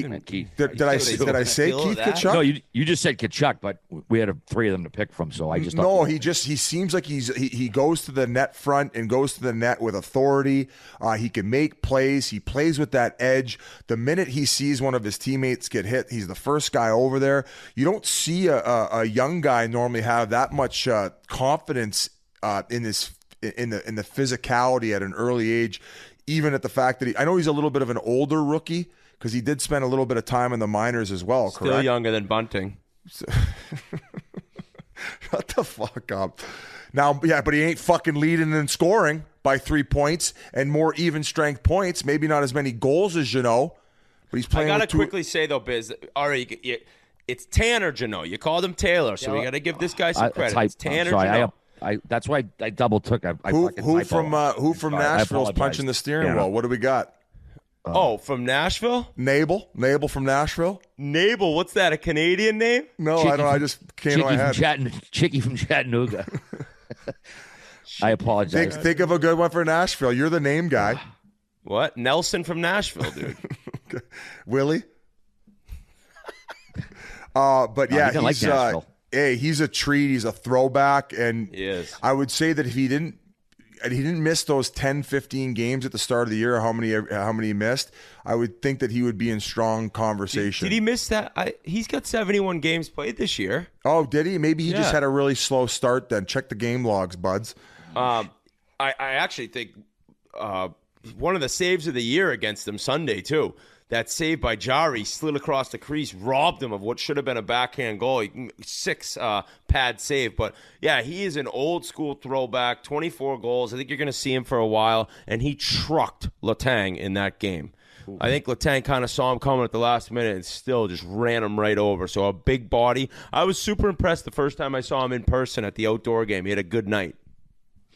Apologies. Yes, he only had 1 point in his first 1, 2, 3, 4, 5, 6, 7, 8, 9, 10, 11, 12. He had 1 point in his first 12 games of the season. Wow, and so folks, you got 59 games. He's got 41 points in that. 40 points. If not for that slow start, folks, I mean, there's just too many good rookies this year, and I don't even think we've mentioned it so far. Moritz Seider, second defenseman in the last 25 years to record 40 assists or more as a rookie defenseman in the National Hockey League. So right away, there's one guy who'd be ahead of Tanner Jeannot, just not Bunting, unfortunately. Has Bunting scored in like a month? No, Matthews has been doing all the scoring on that line, so he's been picking up some assists.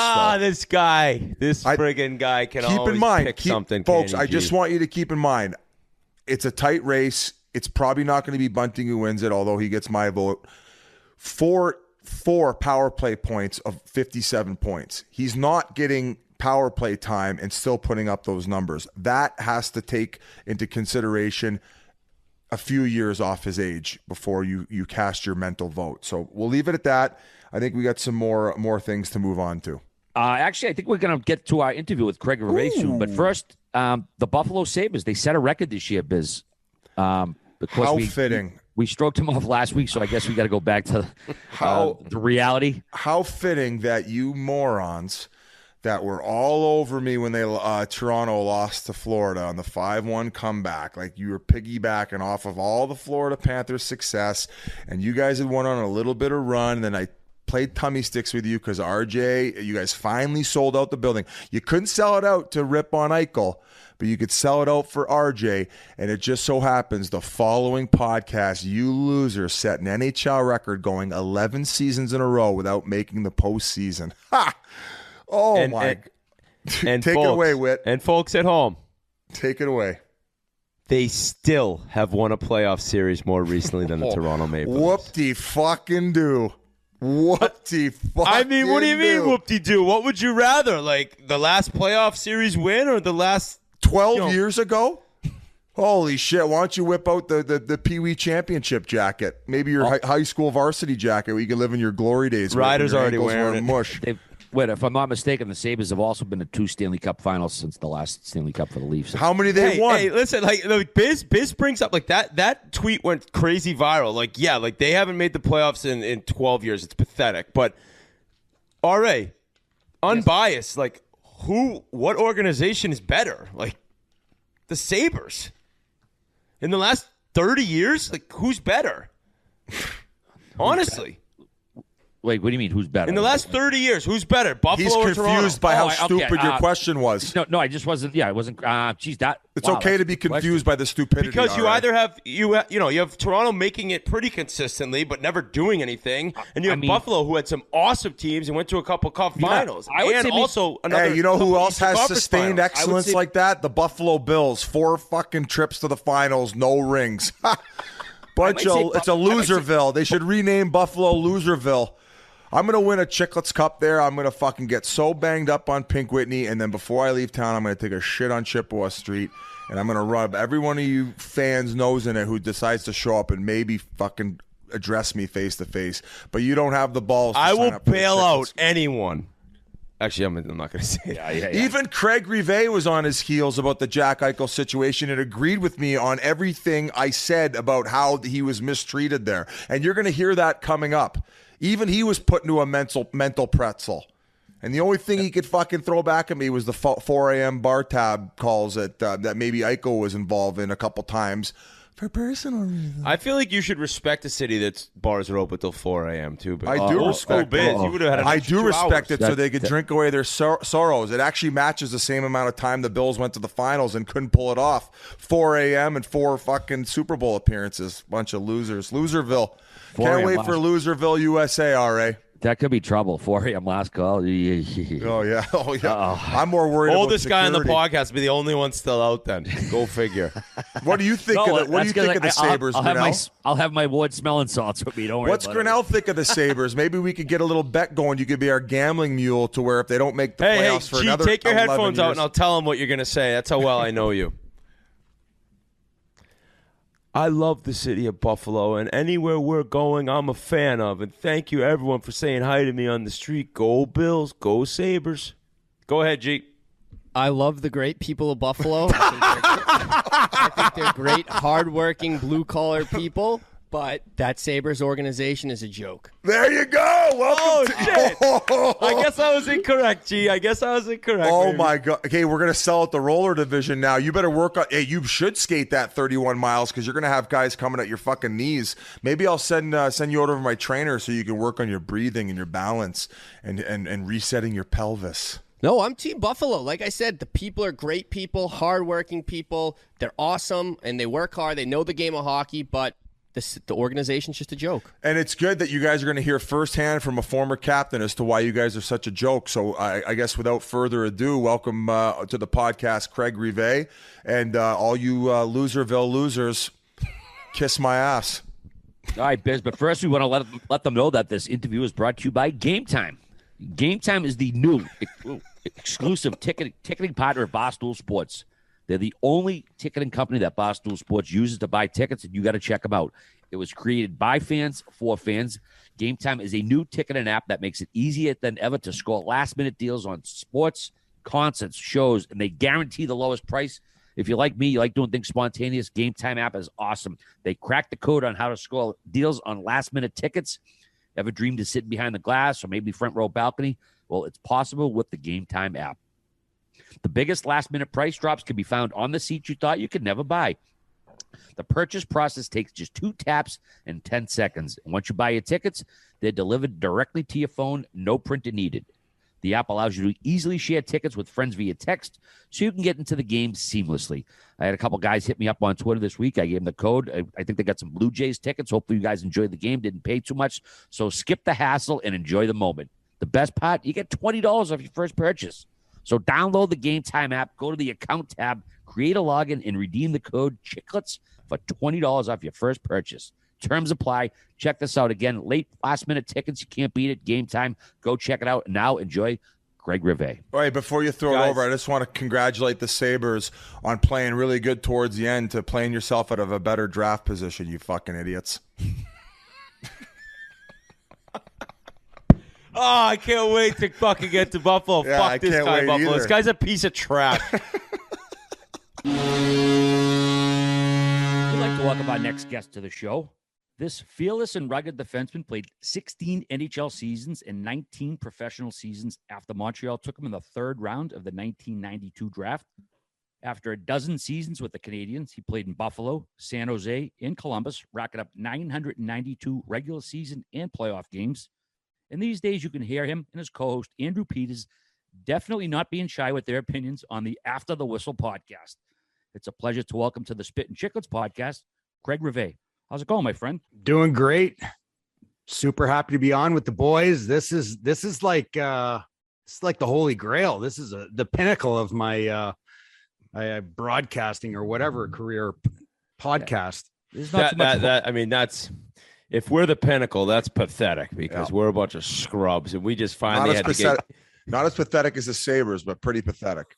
Hey, can we talk about this guy, Craig? Can we talk about Paul Bissonnette and just going at this fan base who's been nothing but loyal to their favorite team in the last 11 years, not making the playoffs? To get this idiot with the big nose gunning after all of them. It's amazing too. Every day you wake up, you grab a coffee in the morning and you go on Twitter, you check some games, and all of a sudden, old Biz Nasty just at it, just crucifying the Buffalo fans. I'm thinking to myself, wow, this guy's got a set of balls on him, right? Because aren't you guys doing some big ball hockey tournament here in Buffalo? I'm thinking to myself, tournament. Like, this guy needs me right now. I know the cops. This guy's going to need a police escort. I mean, this is an angry city, Biz. I don't know what you're getting yourself into.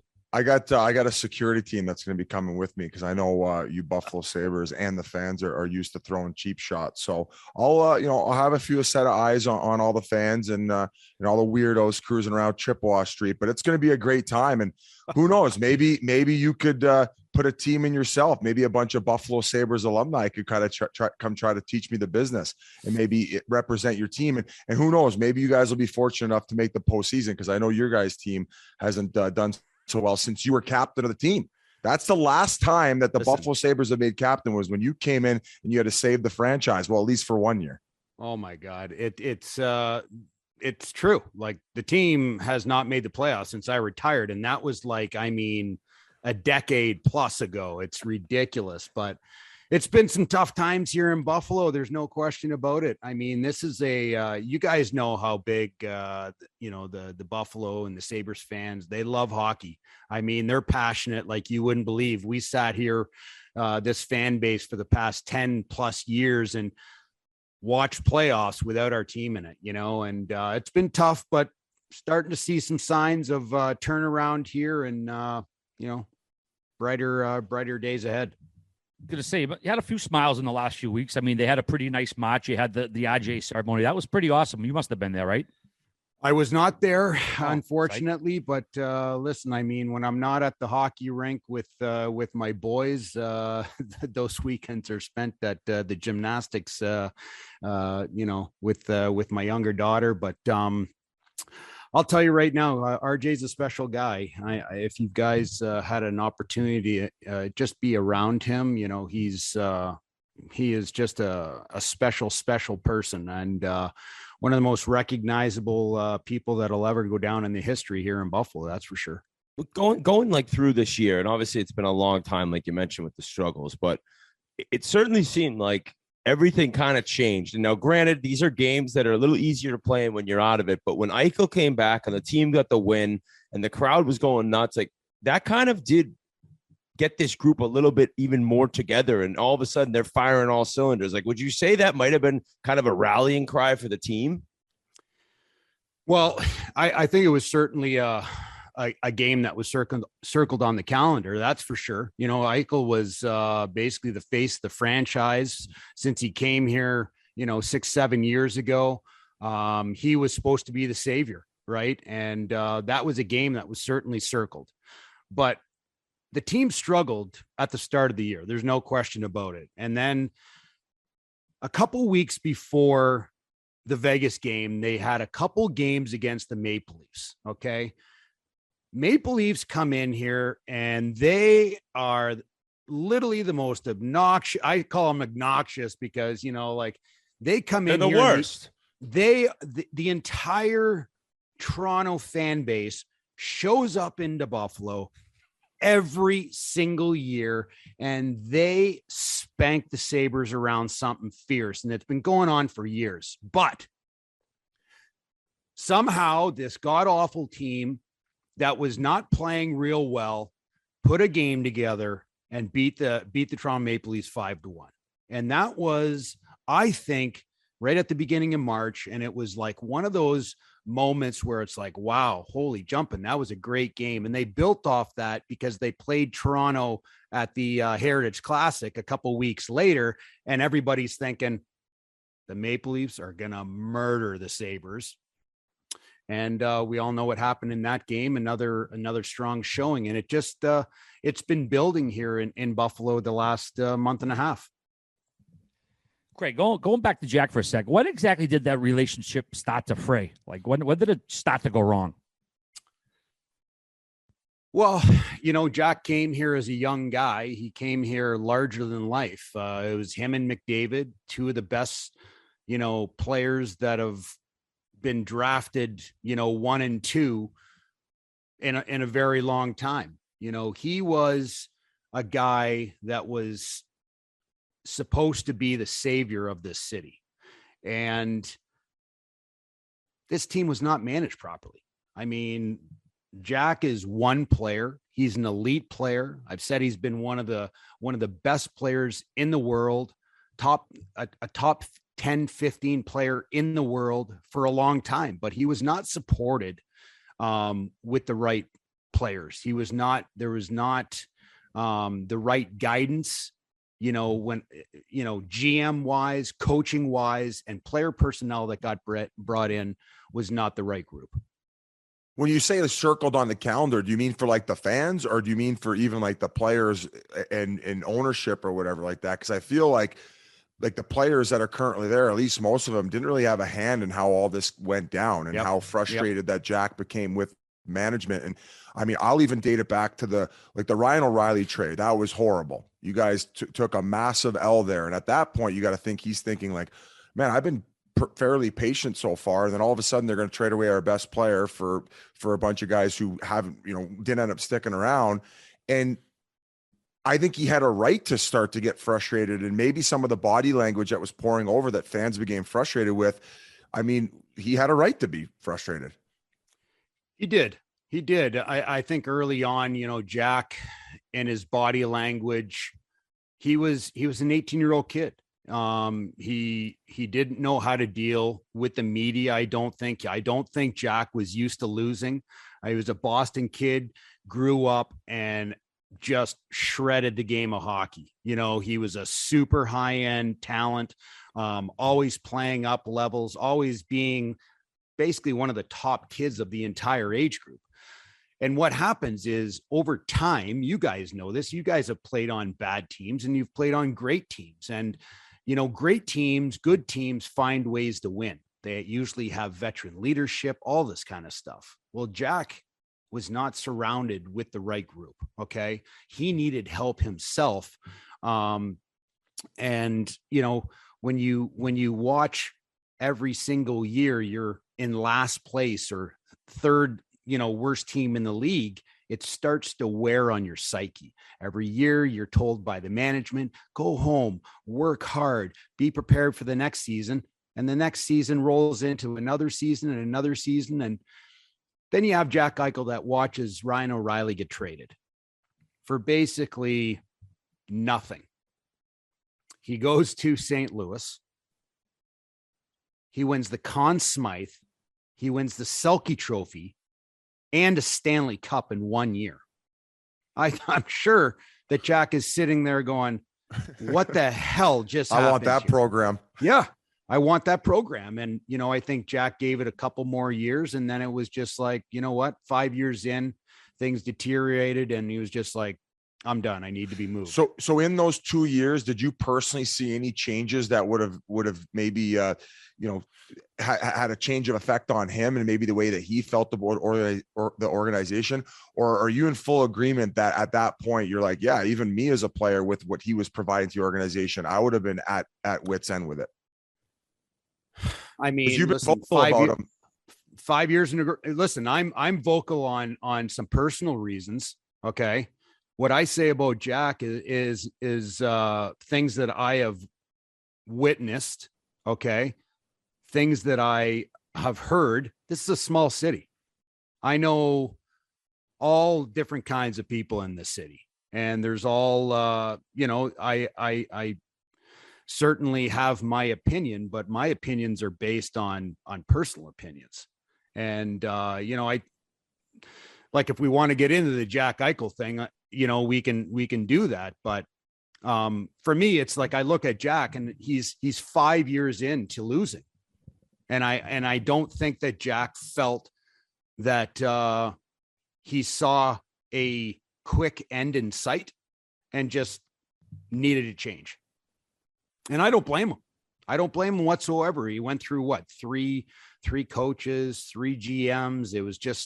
It was not done properly. Do you think the response was fair from the crowd on that date that was circled on the calendar for when they came back? Like, do you think that what he'd personally done for the organization, that he deserved the first sellout of the season or close to it? And then it was the first sellout of the season. This has been the lowest attendance in the league because the fans here are pissed off. They're fed up. The fans, for the first time in a very long time, in a big market like Buffalo that sells out every single game, they're pissed off. They're like, screw it. We're not going to games anymore. We're going to show this organization that we're not going to put up with this anymore. And I don't disagree with them, to be honest with you. But, with Kevin Adams coming in, there has been changes. He's done it the right way. The fan base here is starting to see, the team evolve, and that's a positive thing. But, going back to Jack, I don't blame, the night. I think Jack honestly thought that he was going to get a standing ovation. He put a lot into this, his game. I don't think there was too many nights when you can actually sit there and say that Jack did not give everything to this team.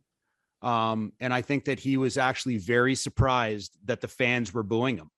And I think that hurt. I think he was shocked. I think he was hurt. And I think there's also some media members that push Jack's buttons. And I think Jack at times struggles with his emotions on how to deal with it. So coming off a loss in the return, when you're thinking, everyone's kind of going to be like, thanks for what you tried to do here. All of a sudden he's getting the boos, they lose, and that's what kind of spurred those comments that I'm not going to say I know for a fact, but I'm guessing he regrets it a little bit. Right. I mean, he's made a complete enemy out of the entire city now. Whereas if he had just said like, hey, I've moved on, it would be a little different. Yeah. Well, listen, I mean, that's life in general, right? We make listen, I made a shit ton of bad decisions in my career, and we've got how much time you got. How much time we'll get to those in the second part. Yeah, right. I think Jack, looking back, would have really liked to choose words a little differently. I think there was just so much emotion. I think Jack wanted to come back here. I think he wanted to perform well. I think he wanted to win for his team.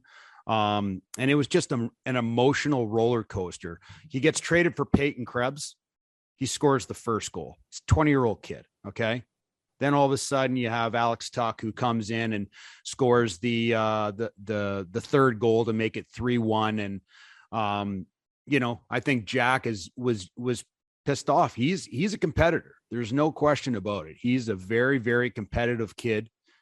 But at the same time, Jack, over the course of his time here in Buffalo, watched him countless times deal with, the emotional side of things. He's a very emotional player. He's an emotional guy when he talks after games. And I think sometimes he just gets himself in a little bit of trouble.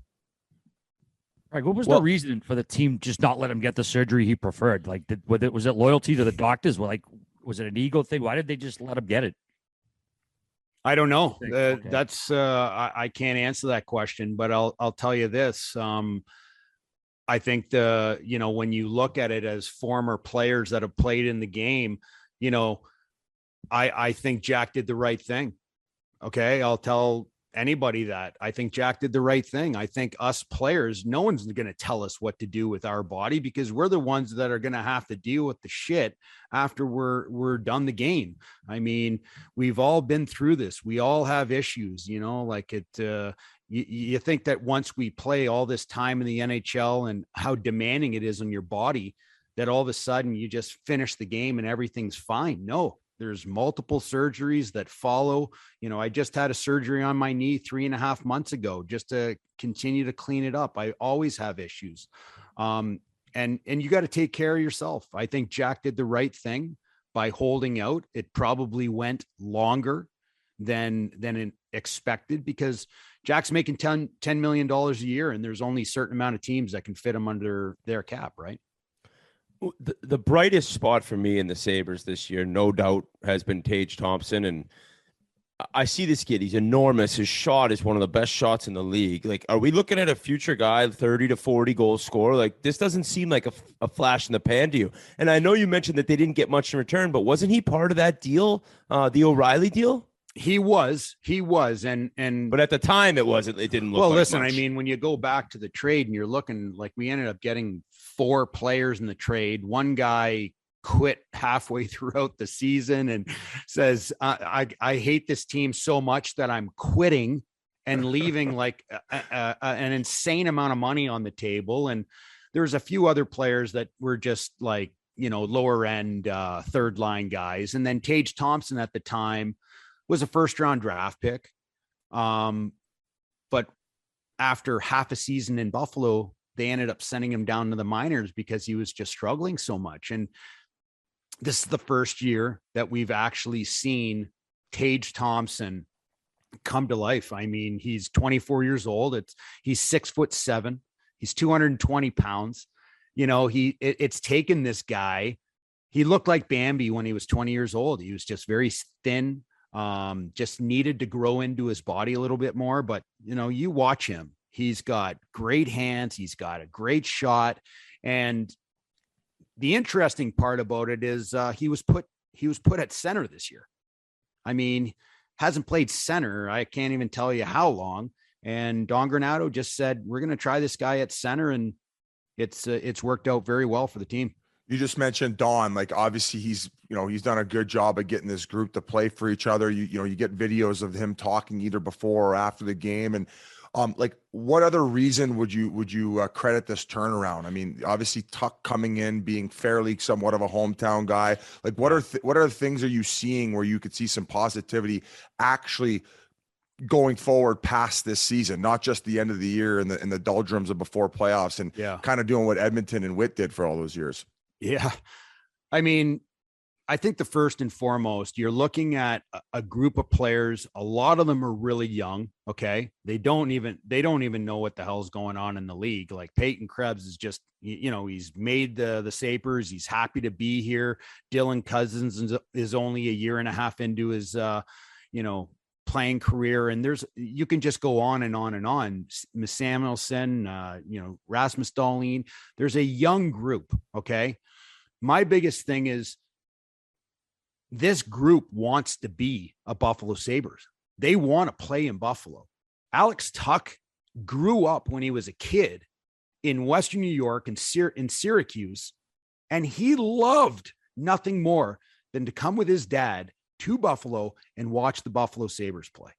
And now you have a guy that's out in Vegas who's a complete rock star, signs a great contract. It's a beautiful place to live, and then he gets traded to literally the worst team in the league in the last 10 years.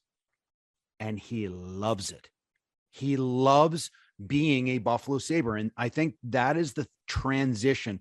Jack loved Buffalo at the beginning.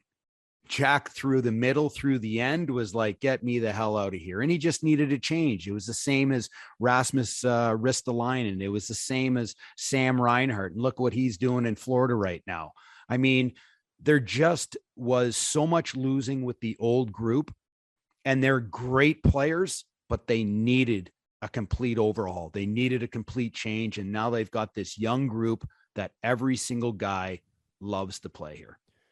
So before I'm excited to get into your career and hear your backstory, but the last Sabres question I have, and being a former defenseman yourself, this Rasmus Dahlin, like, what do we have here? Because there's glimpses of brilliance, and then there's glimpses of, like, I don't know. He's not too interested defensively. He's really risky with the puck. Like, what do you think that not necessarily the ceiling is, but what's your guess of what they have as a future player here? Is this the number one D-man?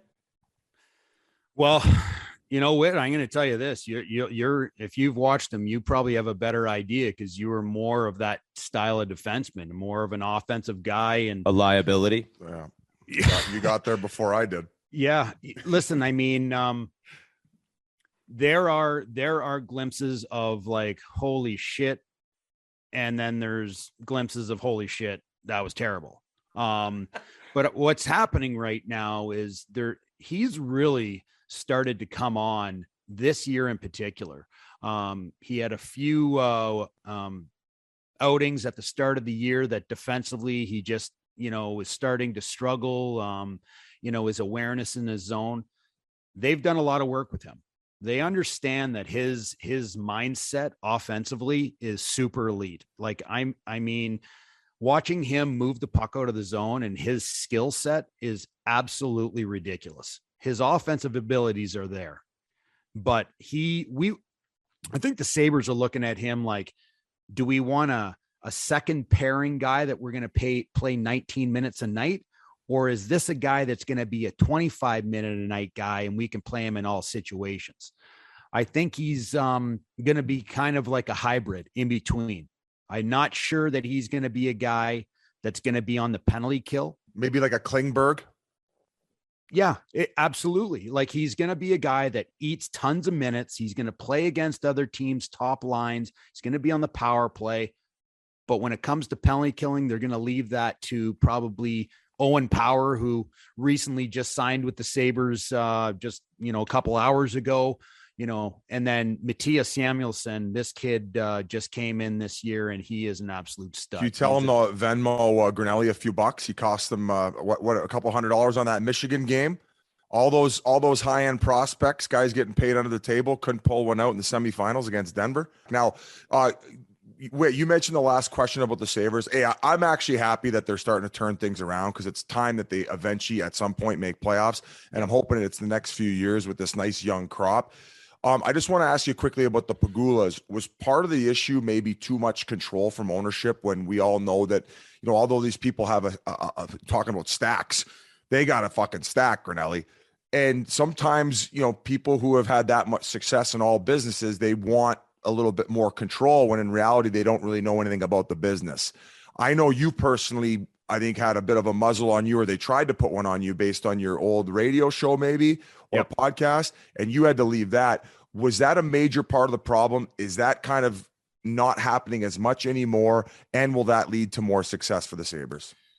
Well, they're certainly involved. There's some good. I think there's some good and bad. One being, they've got boatloads of money and they're going to put it into the team. They, when even 10 years ago, when they purchased the team, or a little bit longer, they put a lot of money into the resources and making the key bank, where the players are and the training facilities and everything like that. It is state of the art. It is unbelievable.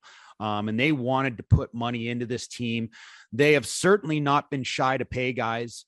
Jack right away, when he was done his entry-level deal, they gave him $80 million.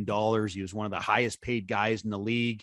They're not afraid. Look at Jeff Skinner. He's reaping the benefits of a nice 40-goal season. Now he's making $9 schmilly, and not quite sure, he's a $9 million guy. But they have not shied away to give the resources and pay the money out for the players. For me, I'm not in the boardrooms. I'm not there, but I just think that they need to give more. They need to stay out of it more. They just need to allow the guys that they have hired, guys like Kevin Adams. He's a really, really smart guy. I know he's very early in his GMing, but this guy knows the league. He knows a lot of people in the league. He's very well respected. He's got a great mindset for hockey. Now they just need to step back and let these guys do their jobs. Is it safe to say Tuck will be the captain next year? he is certainly one that he has been a complete shining star since he's come here, and it's just it's the positivity for the fan base. They're looking at players that actually you can feel that they want to be here. And Tuck, who just lives up a couple hours up the road, his hometown, he was a huge Buffalo Sabres fan, and what you see in him and the maturity in him, and he's only 24 or 25 years old, but he's actually still one of the older guys on the team right now because it's so young. I would not be surprised at all if Alex Tuck was named the captain of this team, but you certainly have to, you can't overlook guys like Kyle Oposo and even Zemgus Girgensson, two guys that have been here for a while. Girgensson's been here since he was drafted, and they got a real nice leadership group right now. All right, I think we should dive into your career like we like to do it, I guess. Yeah. Now, I mentioned in your intro you were a rugged guy, like to fight, pretty fearless. Now, as a young kid playing, did you always have that snarl, or was it something that you needed to get pushed into you or kind of taught, or were you always kind of a mean player? Well, I was not, I was always a physical guy. I never shied away from physical stuff when I was younger, but to be honest with you, I was actually considered an offensive defenseman when I was younger. And you probably heard that 1,000 times from every single. Yeah, but that's if you get 25 points back then, you're an offensive defenseman. Yeah. Well, things have changed a bit. When you're a peewee. Yeah. Like when I was a kid and growing up and even into junior hockey, I was more touted as an offensive power play specialist. And when I got drafted to the Montreal Canadiens in the 3rd round. And that year, our first rounder was a right-handed defenseman from the Western Hockey League. His name was Dave Wilkie. Guy had an absolute scud missile as a shot. And as much as I had some pretty good points, my year, I had 19 goals and 74 points in junior that year, thinking that I was pretty good. He had 38 goals, 84 points in the Western Hockey League. So he was tearing it up out there as a power play guy. So when we got to the minors, they gave all the power play to Dave, which, he deserved it. He was a pretty special talent. And, I kind of started to forge a little bit more aggression into my game. And to make a long story short, at the end of my first year pro, sat down with the GM and the coach, and they said, we have 2 things for you. They said, number 1, we want you to take boxing lessons this summer. And I looked at him, I said, yeah, I can do that. That's good training. And then they said, number 2, we want you to have minimum 200 penalty minutes next year. Oh, geez. Okay. So I just came off a year, my first year in the minors. I had 32 points and 125 PIMs or something like that. And I was thinking that was a pretty good year points wise and penalty minute wise. I was fighting more. And that's literally the only thing they said to me. Boxing lessons. And next year you have to have minimum 200 penalty minutes in the minors. Was there any type of pushback? Did you feel that you sacrificed maybe your offensive game for that? But then when you look back, you're like, maybe they knew what the fuck they were talking about, considering you played over 900 games. Yeah. I mean, I think I didn't like hearing it, but I phoned my dad right away and I told him what he said. And he's like, well, you better get home because we got some boxing to do. And I was like, that's it. That's all you're going to say. He's like, well, you got to do the boss. It. Yeah, you got to do it. Get home right away and let's get going. And listen, I mean, I never shied away, and I kind of started to look around, and a lot of young kids nowadays, they look at things and they're like, if they're not told exactly what they want to hear, they pout and they do the whole shoot match. I was like, I don't give a shit how I get there, man. I will pack sticks. Listen, you tell me what to do, I will do it. Because what I did watch in my first year is I watched multiple guys get called up that easily could have played in the NHL but they got sent down. Yeah. And I watched all of these guys have terrible attitudes. And I said to myself, even as a young guy, when I was 20, I said, I'm not going to do that. So, my game changed. I get called up to the NHL. I'm fighting guys that are like way tougher than me. And it's like, they're way bigger and I'm just trying to survive. And I'm just like, I got to do this and just try and get my foot in the door, I'm so interested in so many different parts of your career and starting in Montreal, like 95, 96, I think it was your second year pro. I'm looking, or maybe third, but you played 20 games, right? That was the year Patrick Waugh got traded. Like, were you up when that happened? Were you in Fredericton? Like, what are your memories of that? And I got sent down right before that. Okay. So I guess you weren't there when it went down, but the interesting part of it was how he walked on the bench and he said to the owner, "That was the last game I'll ever play." How weird was it when there was no glass behind the bench then, like playing with the owner sitting there, just like could listen to every word the coach said? Yeah. Like, did the players kind of feel weird about that, or was it just normal then? Well, that's the thing. The biggest of bigwigs all sat right behind the who's who of Montreal.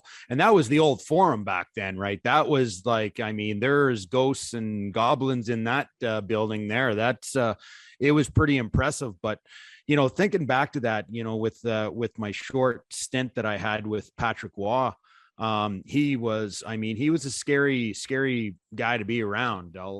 My first year when I got called up, in my very first game, I was in St. John's, Newfoundland, playing in a playoff game. Got the call, went down. Pauline Bordelot was our coach. He's like, Ribs, you got called up. I'm like, great. So I get that they're like, we can't get you a plane ticket, so you're going to sit in the cockpit. So I sat in the cockpit between the two pilots, talked the whole way. They pick me up at the airport. They take me to the rink. I walk in and the entire team is all dressed in their skates up to their pants. Like they're ready to go out for warm up. And I'm going around and sweating all over myself. Anyway, I play that first game. The second game, I show up to the rink. I'm there by myself. And Patrick Waugh had his glove, his blocker, and his helmet laid in front of his stall. So I'm looking around, no one's in the room. So I take the glove and I block her and I'm like, got it on. I'm doing seeing how heavy it is. And I'm squeezing. I'm like, oh my God, this is absolutely insane. 2 seconds later, he goes, hey, you like what you see?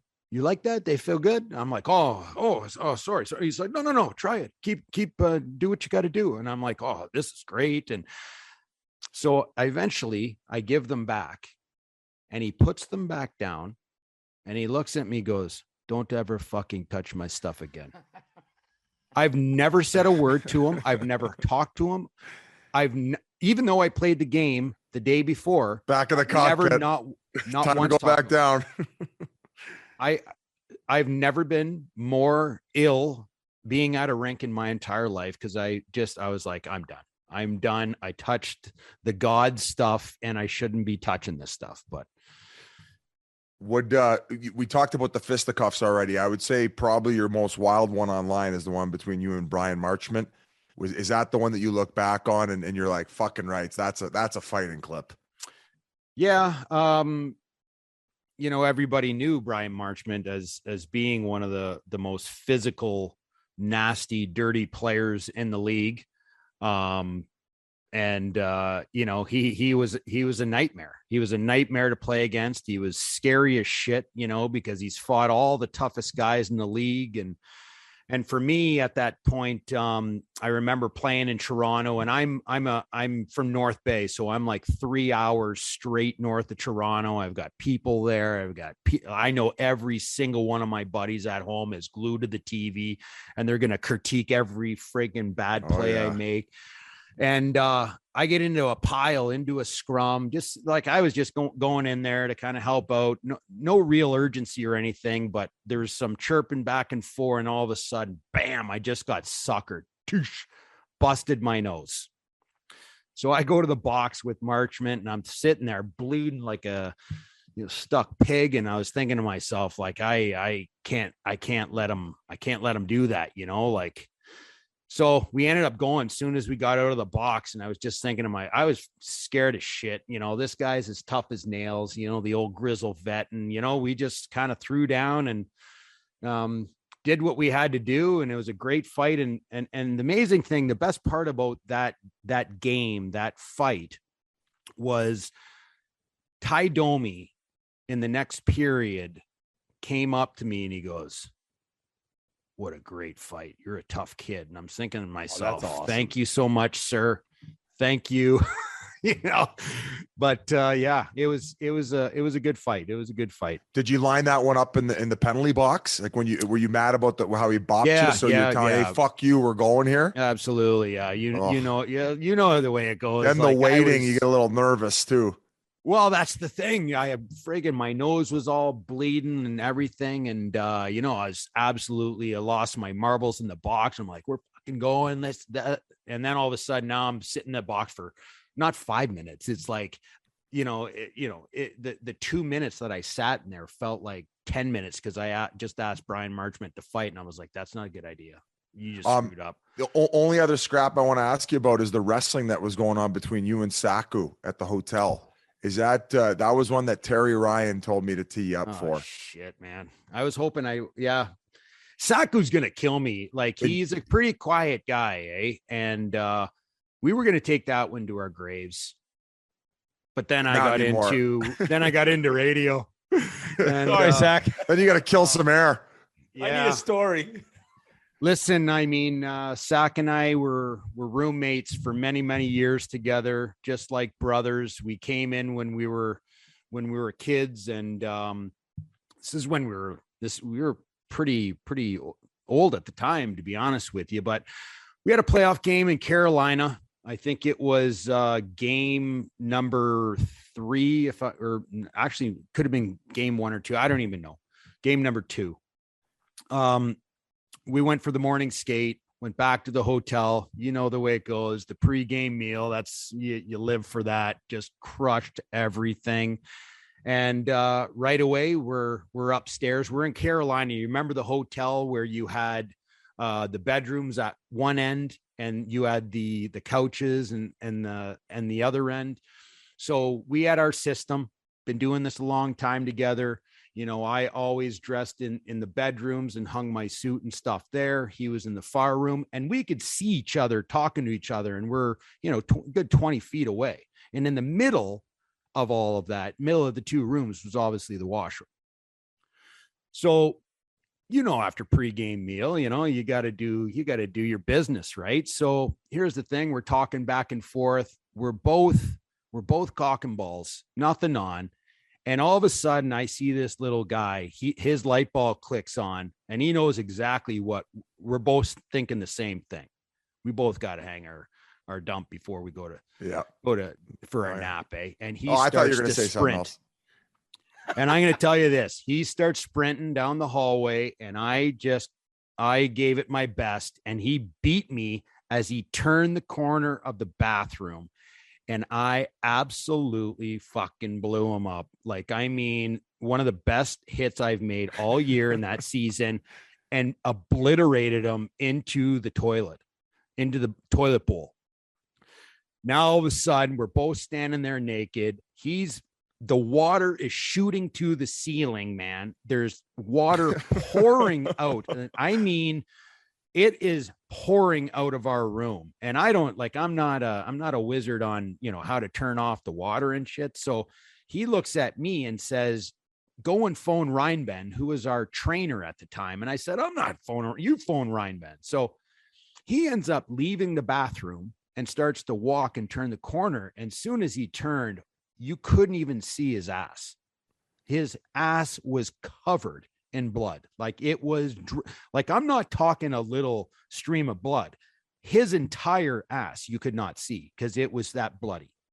So now I grab one of the white towels from the bathroom and I wipe his back and his ass, and he's got a slit that is like, I mean, no. I just about threw up because he was kind of like bending over a little bit, and it was like the thing was opening up. It was super deep, super long, because one of the porcelain things cut his back.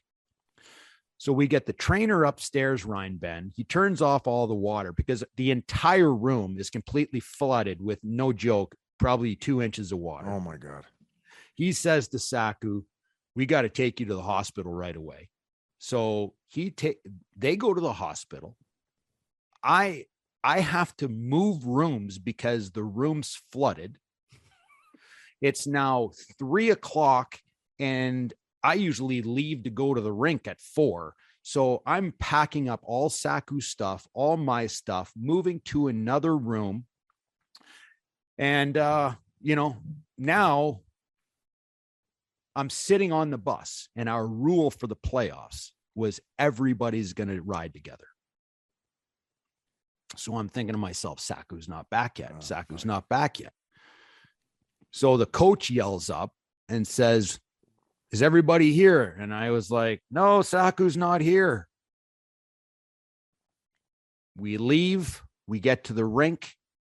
Saku's sitting on one of the tables. And if you remember, in Carolina, there's the medical room, and then the far room you have where the guys get dressed. So I let all of the guys go to the far room. I go to Saku, said, buddy, how are you? He goes, I can't bend over. I can't touch my toes.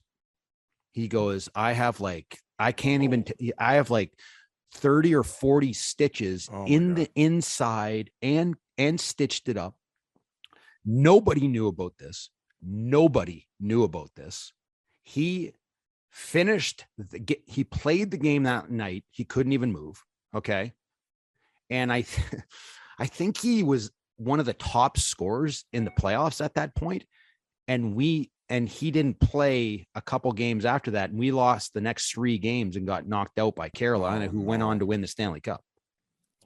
If that would have got out, you probably would have been hung at the cross. 100%. 100%. Was Terry in the coach? Listen, I had like 9 coaches. Check the in game Montreal, notes, buds.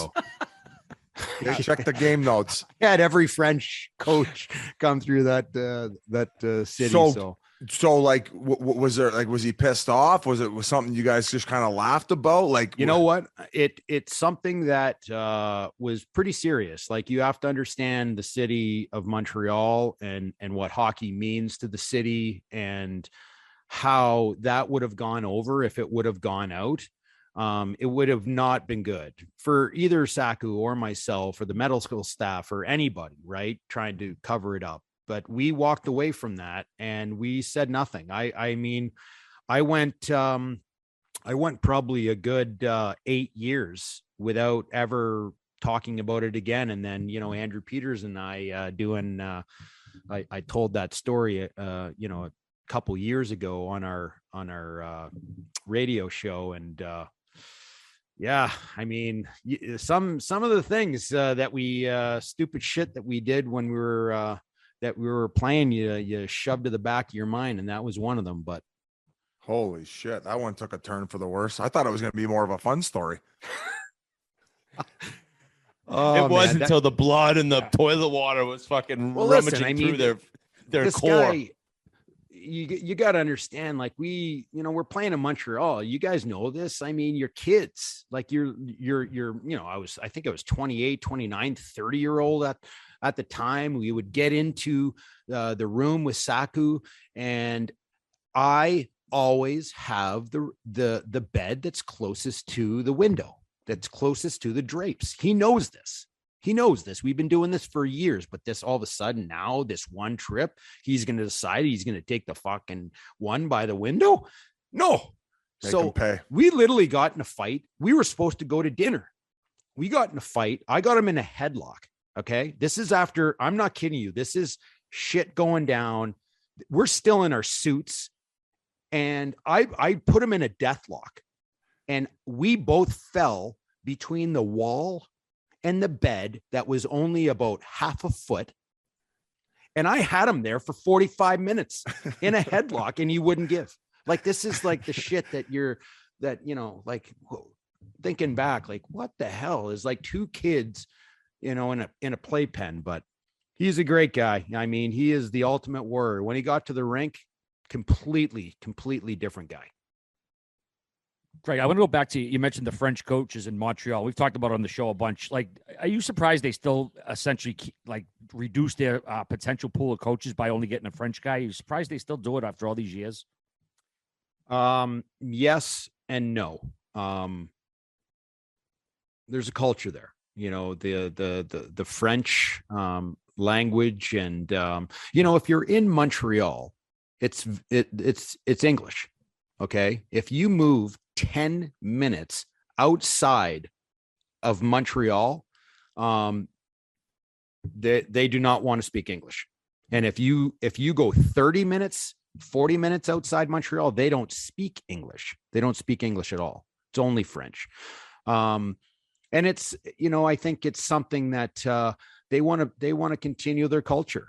Montreal is literally one of the greatest cities in North America. To go there, you hit old Montreal and the cobblestone streets, and it's a special city. But yes, I mean, they are picking out of a smaller pool, but I think they're okay with that. I think there's still, Martin St. Louis, a nice French guy walking in there. He was coaching Major Bantam, for shit's sakes. And now all of a sudden he's coaching the Montreal Canadiens, and he's crushing it because he knows the game. He gets along with the most important thing with nowadays is you've got to communicate with these young players. That's the most important thing. Even I was a candidate. I got a little French in me.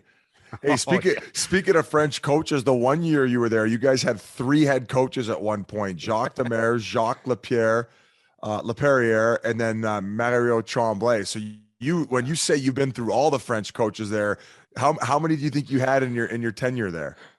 Well, I started with Jacques Demers, Mario Tremblay. I had Claude Julien, Michel Therrien, Alain Vigneault. Oh my God.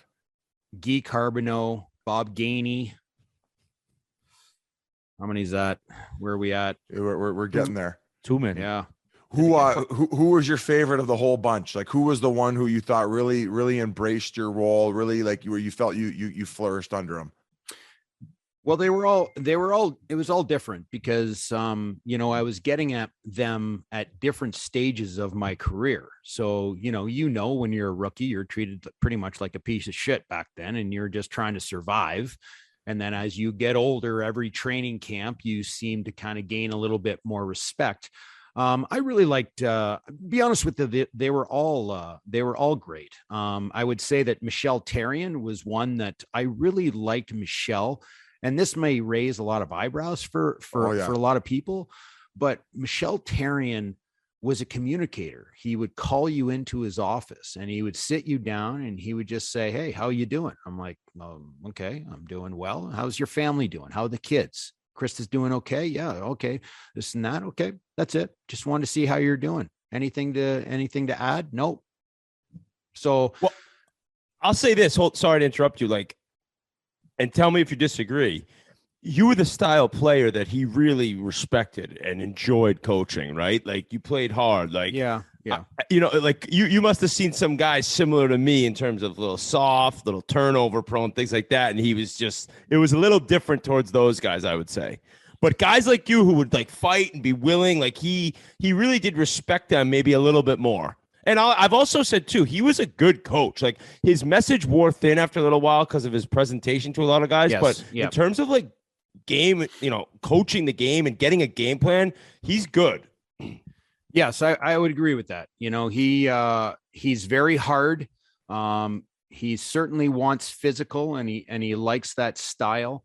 But for me, it's just looking at the communication part. I enjoy the coaches that want to communicate with you, that want to talk with you, than just kind of scare tactics, right? when Vigneault came in, that was his first year coaching in the NHL. Did he come across as a rookie at all? Was he confident? What was he like coming in the room as a rookie? Well, I was coach? very young at the time, and Alain Vigneault was very young at the time. He came in, and his nickname was Gant for arrogant, because he was an ass. I mean, I guess to certain players, right? He was very hard. He knew the game, but he tried to push with tactics of I don't want to use bullying. That's absolutely he was very, very hard. He demanded a lot. I remember him. He was a good coach. And listen, I mean, he went on to have a great, great career, in multiple cities, and the Rangers and Vancouver, and, just recently fired from Philly. I got to bring up Habs Bruins. You had the opportunity to play them twice in the playoffs. Were those series more intense, or were they harder series than other series you might have had in the same year or different years? I mean, that's the best rivalry in all sports. Yeah. Well, listen, I mean, those series were the most memorable by far of all the playoff games that I've played. You look at those Bruins team back in the day. One year, I can't remember what year it was. You would probably know better than I did, but one year, I think the Bruins were the President Trophy winners, if I'm not mistaken, that year. And we had absolutely no business even coming close to this absolute monster team. Okay. And we ended up pulling some, horseshoe out of our ass, and we just worked them and grinded them and took a beating to do it. But we ended up beating them, I think that year in Game 6, if I'm not mistaken. And then 2 years later, I think they were second in the league that year. They were an absolute monster again, a cup contender, and we ended up beating them in Game 7 in Boston. And, I just, those series against those teams in Boston, they were stacked. I mean, they easily could have won the Stanley Cup. I was told to ask you about a prank you pulled. I don't know if you were much of a prankster, but the one that you pulled on Mark Lamoth, is that how you say it? Yes, he was a guy that I played actually junior with. And then, are you talking about the one in the minors? This is Terry Ryan. He goes, ask him about. That's because you played with Terry. I'm interested to know what it was like playing with Terry. I'm sure he was trying to drag things you just try and you try to delete out of your memory. Yeah, like holy shit, the cobwebs are coming back. I didn't pull the prank, but it was probably one of the best pranks that went wrong ever. Well, okay? I don't know if you've heard JR's. Yeah. Okay. Yeah. Does it come close to that? Yes. Let's hear it. Let's hear it. Let's warm up the stove here, folks. So, Mark Lamoth and he was my roommate in the minors. So he was a goaltender. Yeah, we know how much you like to torture your roommates. Yeah, right. We played together in Kingston in the OHL. Both got drafted the Montreal Canadiens. Our first year in the minors, we're rookies. We go out and we're in Freddie Beach and we're staying together. So the boys in the team very early on basically said to us, we're going sniper hunting. And I'm not much of a hunter, so I just kind of asked the question, what the hell's a sniper? And they told me that it's a bird that comes out at night. Said, okay, how do we kill it? We got guns? Or they said, no, we're going to cut off our sticks, we're going to make big knobs. And what you do is you go through the bush, you shine the light, bam, smack the bird in the head. You got yourself, your kill. So I'm thinking, great. So we spent the day, we're making our weapons, this and that. We all drive out into this bush, like way back in the bush. And we all got split up into 4 different teams or 5 different teams. And we basically dispersed into the bush in all directions. So I'm with this group of guys, and we're going through the bush, and it is pitch black. You cannot see a thing. And we're going through, and we're just like, can you hear that? I think I heard one. Over here. And to make a long story short, we're 10 minutes in the bush. We're in the middle of nowhere. All of a sudden, we see these cop cars and paddy wagons, and there's this great big announcer. You're on illegal private property. Come out with your hands up, this and that. So we're like, what the hell is going on? So we start walking out of the bush with our hands up, and they whipped us against the paddy wagons, and they threw the handcuffs on us, and they threw us in the back of the paddy wagon. So there's like seven of us. So we're being pulled away, and we're like, what the hell is going on? Like, we're in serious shit. And these guys were telling us, you guys are in huge trouble. There's going to be jail time with this. You're hunting on private property. You're this, you're that, all of these things. And I'm not a hunter. I know nothing about it. And I've got a guy from Czechoslovakia who's literally damn near crying Marty Seeker or whatever. And I'm like, what is going on? So now that I've, to learn a little bit more about the story, the guys that are in the back of the bus are all the rookies except for one veteran. And this veteran is literally crying in the cop car, because every time we're like, hey, we're going to be okay, guys, we're going to be fine, this and that, this guy would start crying, going, we're going to jail, we're going to lose our careers. Like, every time we started to talk ourselves out of it, this guy would do this. So we get to the police station, and now all of a sudden we're getting fingerprinted. We got thrown in a cell. We had one of the guys, the European Czech guy got strip shirt searched with the whole shit, and we're all watching like, oh my God, what the hell? So anyway, we all get thrown into the jail. There were two real bums in there that were completely hammered, that were in the whole tank. We're sitting there with them. And to make a long story short, they pull out the head, one of the top police officers said, listen, you need to make a phone call. Who's going to make the phone call? And so the veteran says, I'll make it. Okay, you this and that. And he's crying. And I'm like, oh my God, I'm sitting there. I got my head between my legs. Everybody's doing the same thing. We're in total panic. This veteran goes out behind closed doors. The whole team's watching us in the cells. Okay. The whole team's watching us in the cells. They know this is all going on. They're just keep feeding us more and more stuff. So make a long story short, we're in there for over an hour and a half. They put us back in the paddy wagon, and they take us to our arena, which our head coach is waiting for us.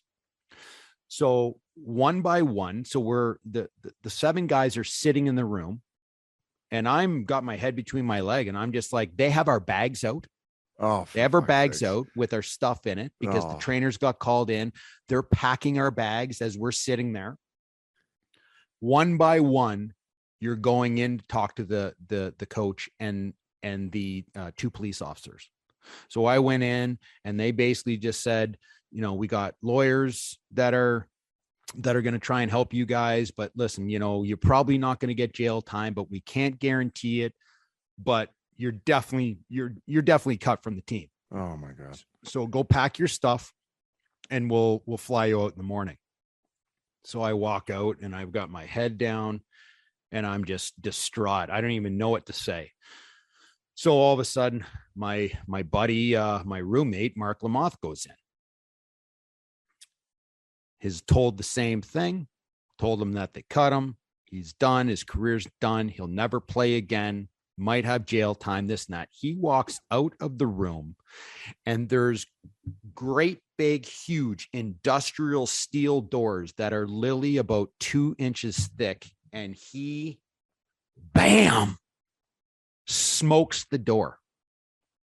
So now he's walking into the dressing room, holding his hand and screaming like, oh, like, so I go over to him and I'm like, Mark, hey, are you okay? I look at his hand. His 2 knuckles are literally up near his wrist. So now all of a sudden, everybody has talked to the coach and the police officers. We're all sitting there. We're all looking at Mark because his hands is, his knuckles are up near his wrist. And the whole team jumps out of the shower and says, congratulations, welcome to the team.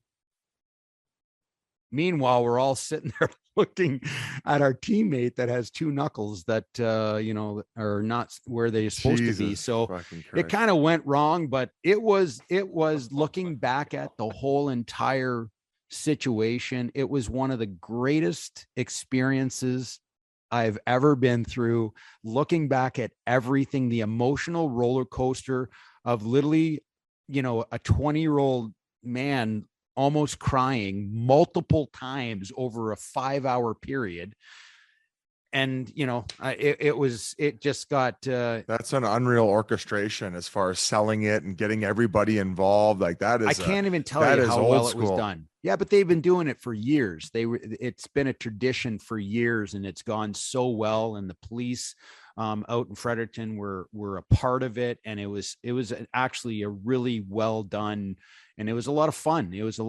We had a great time, but just unfortunately, we had a tough situation that things happen and led to some broken knuckles. Yeah, a couple of broken knuckles, not a big deal. Hairy knuckles. Oh, that's ridiculous. That is got all right. I don't know if you guys were down in Montreal. I wanted to get to the trade to San Jose. Were you kind of welcoming it at that point because Montreal was not doing so hot? San Jose was a contender. Did you know you were getting traded? What were the circumstances going on there? Yeah. Well, it came at a real good time because I was getting booed every single time I touched the puck for probably about, 50 games in a row. But I needed a change. From Montreal. Montreal is an incredible place to play.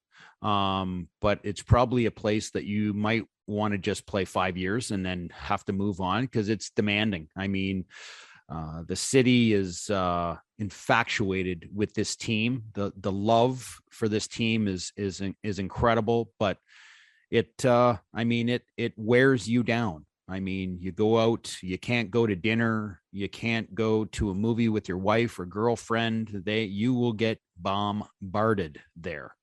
But the city is incredible. There's a lot of great moments. A really cool moment. I'll never forget this too. And my parents came down to watch a few games, and I took them out to this. Did you guys ever go to Gibby's? No, I've never been there. Gibby's is it's a really, really great steakhouse there, and love to take my parents there. They really enjoy that one. And I remember sitting there, we're at a table of 4, my parents and my wife and I, and I saw this huge table that had about 8 or 10 people at it. And there was this young boy that just kept on looking over. And I'm thinking to myself, yes, it is Craig Rivet of the Montreal Canadiens. And this boy came over to me and he says, are you Craig Rivet? And I said, yes, I am. He goes, today's my birthday. And I read a magazine where I had done some interview and they said, where's your favorite restaurant? And I basically just said Gibby's, right? And this boy came up and he says, I read that article and I asked my mom and dad for my birthday, can I go to Gibby's so I can get my an autograph signed by Craig? And here's the thing. I don't eat there, very often. I eat there a couple times a year, right? But it just so happened that on this night, this boy showed up at the same time I was there because he wanted his birthday gift was to go to Gibby's so he could he just automatically thinks that I live there. But I just remember the family's face, the little boy's face, the passion and the love for the team and the players were were just something that you can't even imagine. So a lot of great times. And on top of that, playing with like so many legends. I mean, all these guys that you play they're with, everywhere. So they're everywhere. Any one or two that you were maybe like, you know, was an overwhelming experience. Like yeah. I mean, for me, first and foremost, there was a lot. I mean, you had, you know, Henri Richard, the pocket rocket, to see him regularly, to see Guy Lafleur regularly. But to me, one that stuck out to me from the time I got there was Jean Beliveau. I mean, there was something about his, I don't even know how to say it. He was so. I heard it's the presence. I heard that when he was around, it was you just can't. like, you only meet. Yeah, you only meet a couple people like that in your entire life, where there's just an aura about them that you are completely in awe of when you meet them. And I'll tell you this, the nicest man ever, so respectful. And I'll never forget, but I mean, there's so many. Serge Savard. I mean, it just goes on and on. The Roadrunner, Yvonne Cornway. That franchise, I mean, they do a great job continuing to keep, you know, the greats, you know, they're everywhere. It's awesome to see. It's pretty crazy looking back now. I'm sure you've seen like how much Montreal gained in the trade from you to San Jose, right? Like one of my buddies sent me this, like the trade tree 2 months. Yeah. This Craig Rivet trade tree or something like that. One of my buddies, I'm like, can we please just stop this? Like, I know. Hey, you could have got dealt for Chris Kunitz. How'd that go for me? You want to talk about trade trees? Well, Jesus, like, I mean, I'm happy. Listen, I look at this, that I tried to give, you know, everything that I could give to Montreal. And then when I got traded to San Jose, shit, they just paid way too much for me, man. I mean, that's what it's all about. I mean, they gave a first round draft pick and Josh Georges, who was a super young 21-year-old player at the time, who went on to have an awesome career. And then that first overall pick, or that first pick with Pacioretty, and then just this debacle of, you know, movement and trades that's still going apparently, which is it turned into Tatar, Suzuki, a second rounder. The names just keep adding on here. This is wild. Jake Allen's attached to it. Andrew Shaw from the Chicago Blackhawks, Alex DeBrincat as well. I don't know if you've already mentioned him, but holy shit, this is Alex DeBrincat. From the Blackhawks. No, no. The way that the tree in general of how it all went down. I'm not saying that they benefited from it, but it's just a wild trade tree. Well, I'm happy that they could, you know, like I was aging at the time, and I needed a change. I had been in Montreal for a really long time, and I really welcome that. But I'm pleased that I could help Montreal out on the back end when I left. You know, I think that was great. I'd love to ask about your final pro season, and you played over 900 NHL games and finished in Buffalo and then Columbus, and then next year decided to play a full season, it looks like, in the East Coast League for Elmira. So like, how did all that come about? Like, didn't want to do the AHL. What's the story behind that? Oh shit. So much is going to be let out today. Hey, it's ridiculous. I thought you were just going to say insurance. Yeah. Well, it's somewhat kind of like that, but so when I retired, you know, I'm Canadian, right? So when I was, we had our P1 visas when we were, well, I had one anyway as a Canadian playing in the States and living in the States. And I was, you know, doing a green card, trying to get my green card.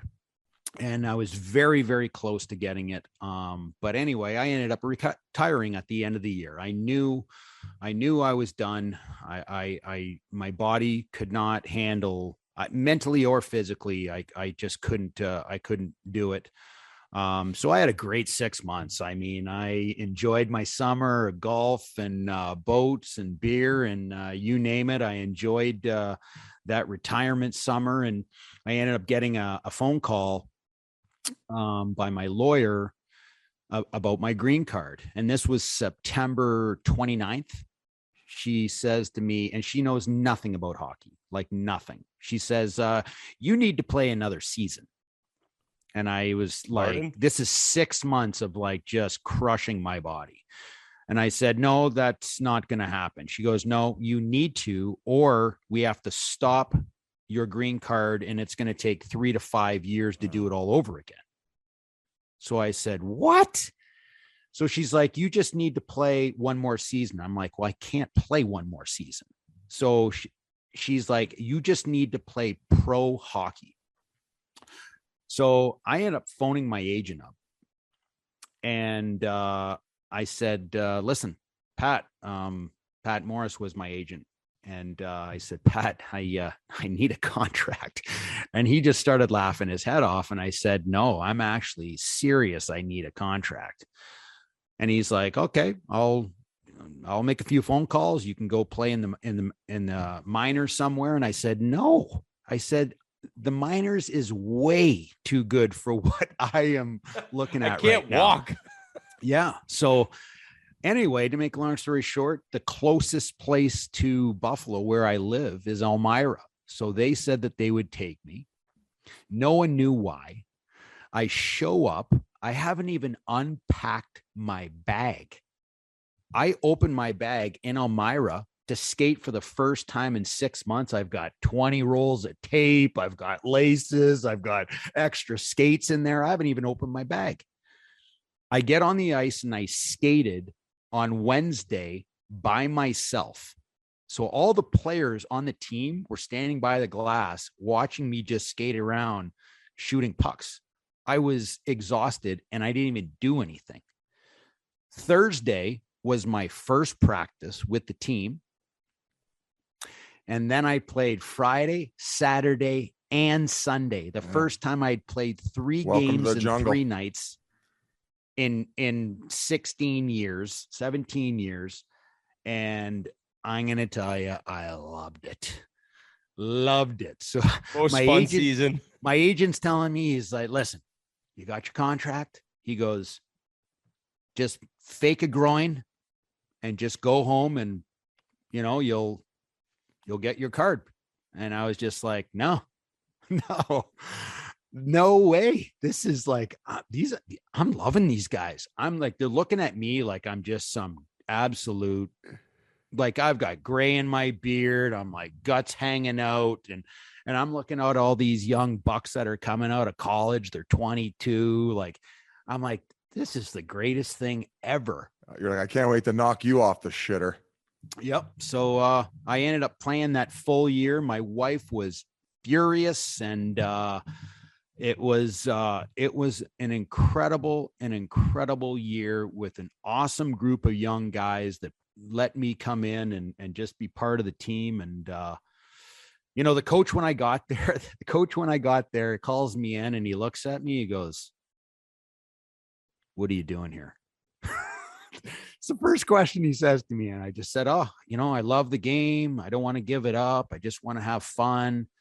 And he just looks at me, goes, "You don't have fun in the East Coast Hockey League." I just said, "Okay, but you know, I want to play one more year." Meanwhile, he says, "Okay, can I name you captain?" And I looked at him and I said, no, I don't want to be captain of the team, but thanks. I appreciate it. You know, I'll support the captain and whatever. He goes, "Okay, can I name you assistant coach?" And I said, "Like Reggie Dunlop? Like you want me to play?" And he's like, "Yeah." And I said, no, that's not going to go over well with the boys. I said, I want to be with the boys. I don't want to be a coach. So, but we, that year I had so many awesome trips. Like I went on a 29 hour bus ride from Elmira to Florida. It's one of the greatest 29 hours of my life. And he told me, he called me into the office and he said, "Craig, I want you to fly down to Florida." I said, "Sounds great." He says, your room's ready down there. You can golf for 2 days and the team will meet you down there. I said, no. I said, I'm not I said, who else is going to come with me? They said, I'm not allowing anybody else, just you.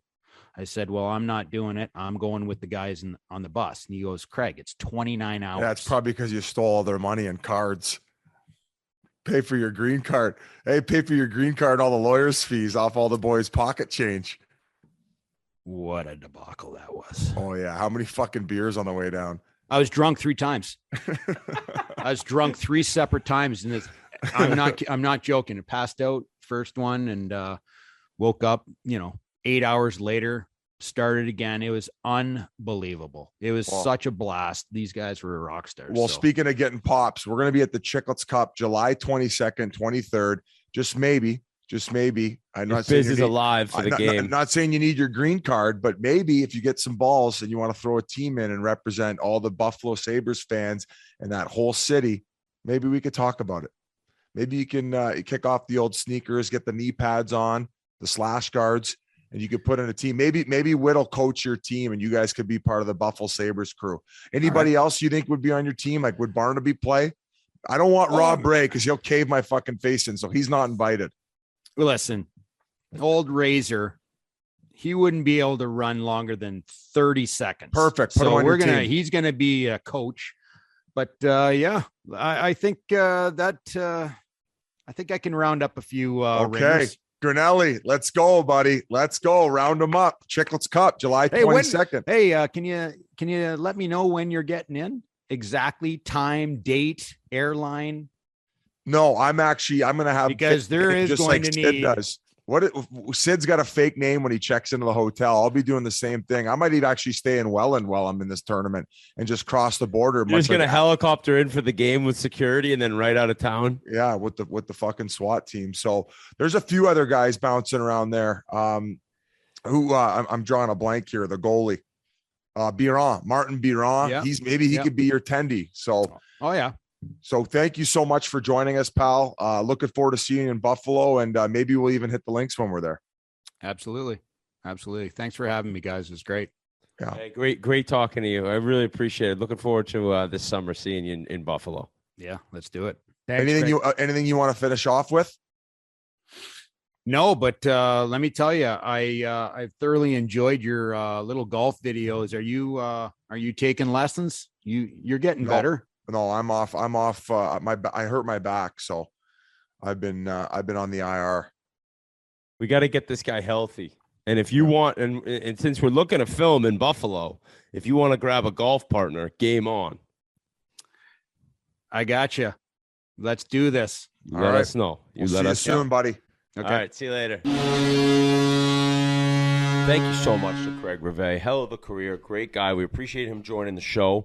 And I want to remind everyone that interview was brought to you by the Cradle Crew Neck Pullover from Peter Millar. Peter Millar has been a longtime sponsor of this show. They make some of the best stuff. It's all I wear when I play golf. Shirts, pullovers, quarter zips, pants. It's unreal. It's the best stuff. And the new Cradle Crew Neck is no different. Whether it's a little chilly in the morning and I need to layer up, I'm depending on Peter Millar's lineup of quarter zips and pullovers every time. You saw it at the Masters all weekend, too. Guys know what's what with Peter Millar. And the Cradle Crew Neck offers a streamlined design and a classic fit for all-day comfort and performance. The crew neck opening gives this pullover a versatile and modern look that layers perfectly over sport shirts and under jackets for flawless spring style. Those chilly spring days, you got to be aware of that. That's what the Cradle Crew Neck's for. Head on over to petermillar.com/chiclets to explore the Cradle Crew Neck as well as the complete line of performance pullovers from Peter Millar, the best in the business. That's petermillar.com/chiclets. Check it out now. So I sent a text to my buddy because I was going through Craig Rivet's career. And I went through that East Coast League season. And so I saw a buddy of mine, Rob Bellamy, played with him. I've talked about Bells before. He's an unreal musician. Great voice. Check out his Instagram, Rob Bellamy Music. He's awesome. And he plays a lot of local events, and we love going to see him play. You should make a Chiclets jingle. I would love him to make a Chiclets jingle, and I'd also love him to come play maybe our party in Buffalo. He'll probably knock you out too, Biz. He could be a Buffalo guy. But so I saw he played with him that year. So I texted like, Bells, what was Rivet like? But it was kind of like at the beginning of the interview. I didn't hear back from him till the end, so I wasn't able to share this story. He goes, oh, he was an unbelievable guy. He's just completely one of the boys. I don't remember him practicing very much, but when he played hard and really kind of enjoyed himself. But we loved having him around. Pretty cool to have a guy played that long in the show with your team for a season on the coast. I was like, oh, any funny memories? He's like, oh, yeah, one jumps out. We used to have a time on the bus ride home, on all the long bus rides home. So we were bussing back from Cincinnati, and we had music pumping. Everyone was crushing beers. Music's blaring. Guys are yelling, just having an absolute time. And Rivet's wife called him. And she's like, where are you? And he's like, on the way home. She's like, no, you're not. And she starts giving it to him that he's at a club. She's like, there's no chance. You're at a bar. You're at a club. I hear the music. He's like, honey, I'm on the bus. I swear to God. So I guess that they just ripped it up on all these bus rides home. And one of them was loud enough that his wife was 100% convinced he was at the club. He's like, I swear to God. I could see Rivet has got the dealer hat on, like the casino in the back. You get the fog machine. The lights are off. The lasers are going. Yeah. What are you doing? You hitting? You doubling? Oh, you're doubling? Yeah, and he's using his fucking NHL pension to be the casino for all these young bucks on the coast. From these guys, just winning every hand. Oh man, that prank story. What was the other one? Oh, we didn't have a chance to ask him about what the coach thought of everything. Like how mad he would have been at the fact that he just knocked his best player or one of his best forwards out of playoffs. Like these guys' jobs are on the line too. Like fuck, you know. I know, but maybe he never even knew. He must have, though, right? The coach would have had to have figured out. Yeah, but I will say the fact that they kept it under wraps as long as they did, and none of the media members found out, and then it ended up coming out on that. It was either the podcast or the radio show. He told the story, and that's when it kind of became news. But hey, good thing they did, man, because he might have been in witness protection the way that Habs fans are. This stuff's good, man. This ammonia. Here we go. Here we go. Ray just woofing this whole podcast now. All right, boys. Well, we got a big announcement since the last show. A future Hall of Famer announced his retirement after this year.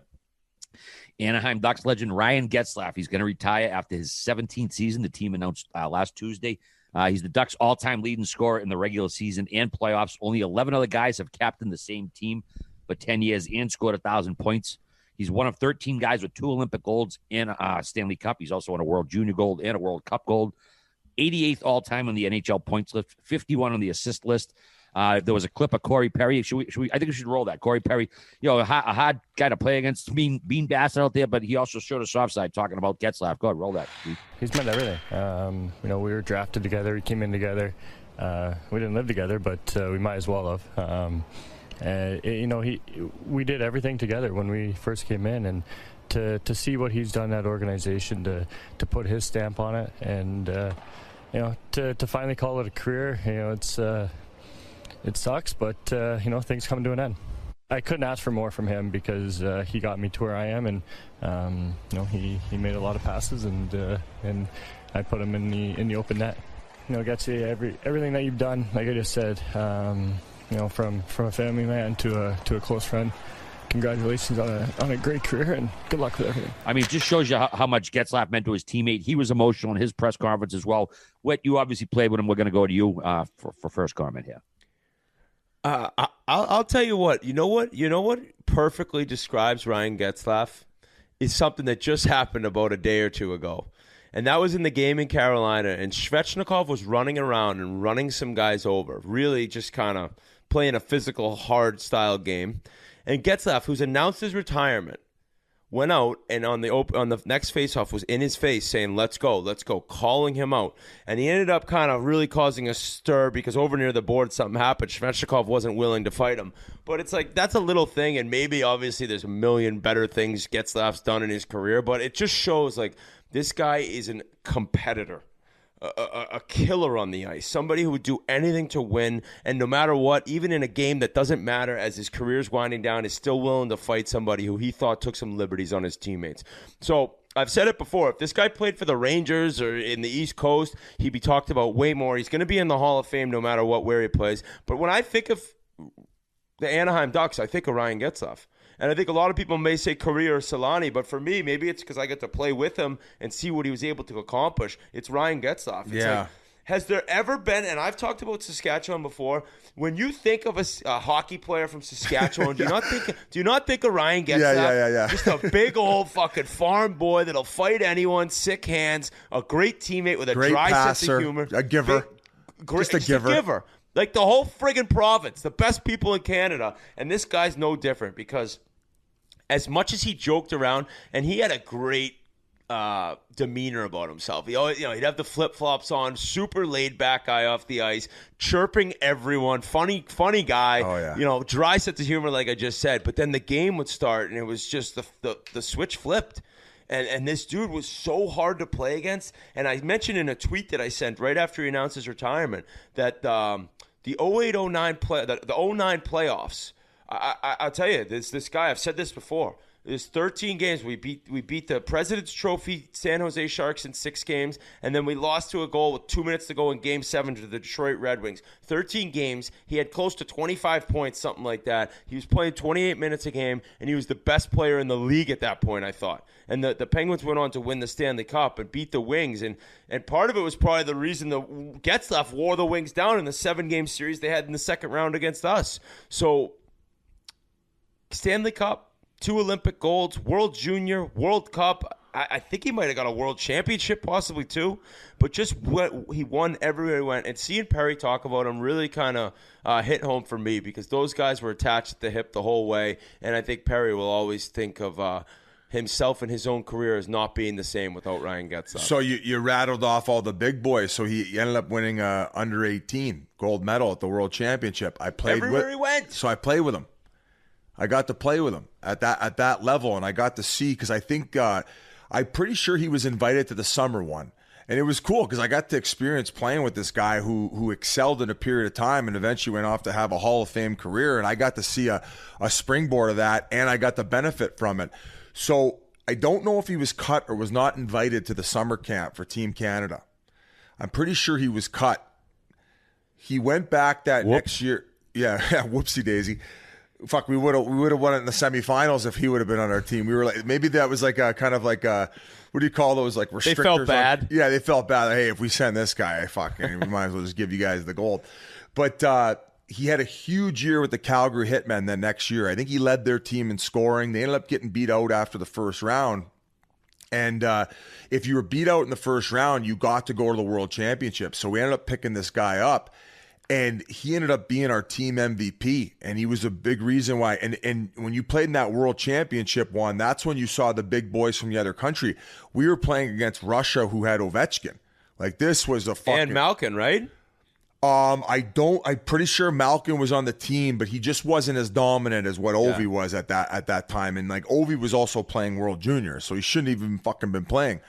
But just to see him like explode and take over the way he did, like, it was no surprise that he ended up getting drafted in the first round that year. I thought he was going to go higher after that type of performance that he had, but then just that little development that he got in the American League as well after that, and it just like seemed like he just kind of took off and he never really stopped.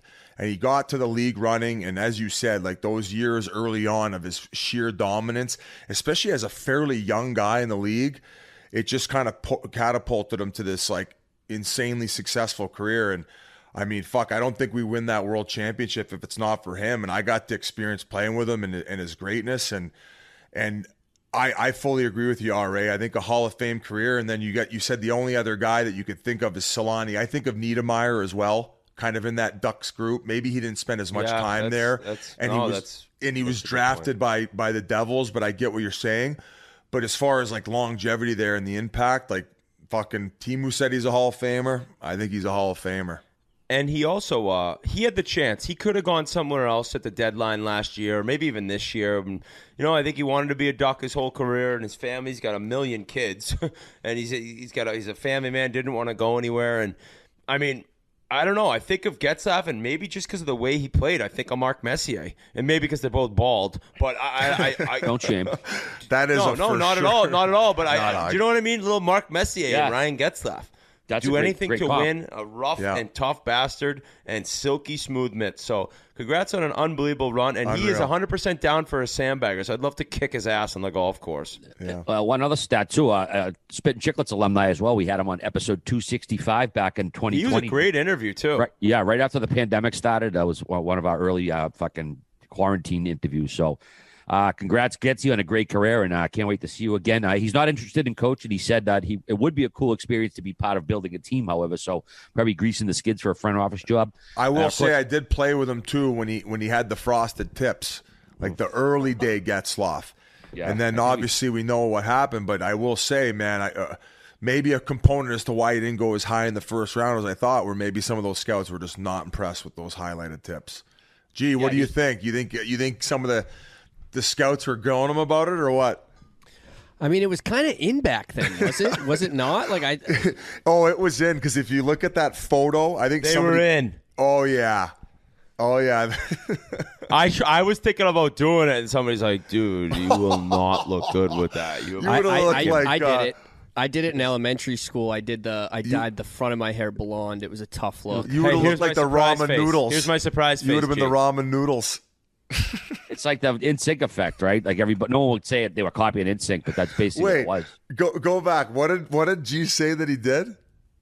In elementary school, I used to spike up the front of my hair, and one for a couple months, I dyed it blonde. And there were actually some days where I would put a little red in there. I'd put a little blue in there. God. What? Yeah, what with food coloring? What were you doing? No, how did you do that? There was this hair gel that it would spike it up, and it would also put the red in there.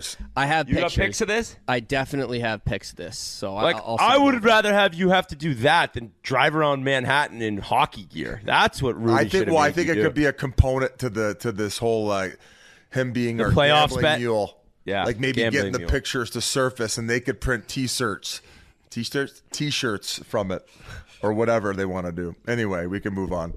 Of course, Getzlaf was from that vaunted 03 draft class, and Elliot Friedman, Jeff Marek, they were talking about who would be the last man standing from that class. So obviously, Getsy's retired, and the last guys left. Let's see, Burns, Suda, Perry, Carter, Parise, Pavelski, Bergeron, Brown, Dustin Brown, Eric Stahl, Marc-Andre Fleury, holy shit, Boyle, Elliott, Erickson, Halak, Shea Weber, Matt Molson's in the AHL, but I mean that's still a lot of guys left. Wow, that is insane. Still playing. And they asked who would you take first in a do-over for that draft? Who would you take first in a do-over of the 03 draft? And don't say Biz. So can I quickly just read the first round? Certainly. Marc-Andre Fleury, Eric Stahl, Nathan Horton, Nikolai Zherdev, Thomas Vanek, Milan Mikhailiuk, Ryan Suter, Braden Colburn, Dion Phaneuf, Andre Kostitsyn played with him. What a treat. Jeff Carter, Hugh Jessamine, Dustin Brown, Brent Seabrook, Robert Nielsen, Steve Bernier, Zach Parisi, Eric Fair, Ryan Getzlaf, Brent Burns, Mark Stewart, Marc-Antoine Pouliot, Ryan Kessler, Mike Richards, Anthony Stewart, Brian Boyle, Jeff Tambellini, Corey Perry, Patrick Eaves, and Sean Bell. You know who I would take if I had to redo this draft first overall? Patrice Bergeron. What? Really? Taken in the second round, 45th overall by Boston. Okay, fair. And Getzlaf's number 2. You wouldn't pick Fleury first? No. Oh man, goaltending is such a good base, and he went on to win 3 cups. Not saying he factored in 2 of them. Fleury's in my top 3 still, but I don't know. It's Bergeron, I guess you could really argue Bergeron or Getzlaf. I think if you could redo it, most people would say, or Weber. Weber was second round as well. Boom, that's what I was going to say. Weber, man, that big D you build around, Jara type fucking D, man. Absolutely, Weber. Wow. Well, that was a fun little game. Yeah. All right, moving right along. Another Hall of Famer, Marian Hossa. His number 81 is going to be retired by the Chicago Blackhawks sometime next season. A date has not been announced yet. He officially retired on Thursday as a Blackhawk after signing that one-day deal, so he didn't have to retire as an Arizona Coyote. I think that's where they shipped his contract. Watch your mouth. He's the 8th Blackhawk to have his number retired. 1,134 points in 1,309 games played. Of course, he won 3 cups in Chicago. Also played in 3 straight cup finals with 3 different teams. Not sure if he's the only guy that did that, but that's a pretty distinctive thing. Biz, do you have any words? Yeah, Coyotes should do a jersey retirement night as well. They should match the They got Pronger, Datsuk. Yeah, we should put the statues up too now, get a good deal, like a 3-pack combo. Get a little Bargoon on it. Maybe it's one of those statues where it's like a horse bottom and they come out as like the different heads. What do you call those things? I have no idea. Do you know what I'm talking about? What, like a person in the top and horse legs in the back? Yes. I think, is it a Minotaur? A Minotaur, I think. Yeah, I think a Minotaur. Let's do a Minotaur, Datsu, Pronger. A Minotaur. There's another Hall of Famer that kind of is calling it quits. Do we got that? Doug Wilson, San Jose. Yep. After 19 years, Doug Wilson stepped down as general manager of the San Jose Sharks. He's not retiring, so he may pop up elsewhere. He's just the fourth guy in NHL history with 1,000 games played and 1,000 games as a general manager. Even though they haven't won a cup, he definitely built a hell of a contender there for a long stretch. Only Pittsburgh and Boston have won more games and have more points than San Jose while under Doug Wilson. Only the Pens have appeared in more playoff rounds, 31-30. They had 5 Western Conference final appearances. They got to these 2016 Stanley Cup before they lost to Pittsburgh. The team, they said they're going to take their time finding a new GM, owner Hasso Plattner. He doesn't want a full rebuild. He wants someone to come in and take over this team right now. Their cap is in tough shape, though. I sent the link over to you guys. He's going to have some work to do, whoever the new GM is. But, Biz, any words on Doug Wilson stepping down? Well, I think it was Elliot Friedman who was saying that John Ferguson Jr., who's the assistant with the Coyotes, might be one of the front runners. And I think the comments from ownership were they want somebody who's maybe a little bit more vocal and more of a presence and maybe talks to the media more. I think Doug Wilson, first of all, unreal job during his entire time there. I would say probably one of the top GMs. Found it fascinating that they've only had 2 GMs in the whole length of the franchise. I don't know if you mentioned that off the hop. And you talk about the sustained success. Western Conference Finals, he had 5 of them. 1 Stanley Cup Finals. He had 1 President's Trophy. And they made playoffs 14 times during his 19 years. So a very, very impressive run. I think that some of the deals maybe as of late would have, we're still going to see how that ends up transpiring. But overall body of work, fucking hell of a job, man. Sustained excellence and enjoy retirement. Well-deserved. I don't know if you would say a Hall of Famer as a general manager too. Is that fair to say, Whit? You need to win a Stanley Cup to get that consideration? Probably, but I mean, I think the run he had, to be that good of a player, 8-time All-Star, Hall of Famer, Norris Trophy winner, and to turn it into being able to build a team that successfully, it's just an amazing run by him. And I hope everything's going well. I know he took a step back, and nobody really knew what was going on. I think he's pretty private, but it's just a hell of a career on both business side and playing side, because he's been able to really kind of figure it out and build a team that so many people picked him to win Stanley Cups. They couldn't get over the hump. It sucks, but it is interesting, Biz, like where they go from here, because they've handed out. They usually didn't hand out long-term deals, and then they gave 8 years to Burns, they gave 8 years to Carlson, they gave 8 years to Couture, they just gave 8 years to Hertl, they gave 8 years to Vlasic, so they were chucking them around constantly, and it's been a tough little go. But like the owner mentioned, in terms of not wanting a full rebuild, I wouldn't expect that, because I don't think if Hertl heard that was the plan, he would have resigned. So they're going to have to open up cap space. They're probably going to have to buy out Vlasic. They're going to have to make some tough decisions there personnel-wise, because there needs to be a turnover and a quick turnover if they don't want to have a full, complete rebuild. And talk about a fucking man rocket, too. Like, he aged well. He didn't seem like he had any stress, man. Like, he's a kind of a gilf, right? You got to imagine some of these girls buzzing around California. Look at this guy. Like, I'd still go him even though he's a grandpa. Looks young. He's got a nice fucking tan going, I'll tell you that. Great tan. He's probably got a great golf game. Hall of Famer as a player. Looking as a Hall of Famer on the management side. Fuck, this guy's got a lot of things going for him. Yeah, like I said, don't be surprised if he pops up elsewhere. He didn't retire; he just stepped down. So we'll see what happens. I know he had those health issues as well, where he kind of dipped out for a little bit. So good luck, Doug, and wherever you may end up, and hopefully you're feeling well. Hey guys, when you're wearing a great outfit, everything just looks right. Your confidence is soaring. You can walk into a room knowing you're on your A game. If you've been struggling with hair loss, Roman can give you that same feeling. Roman prescription and over-the-counter treatments with a discreet process from start to finish.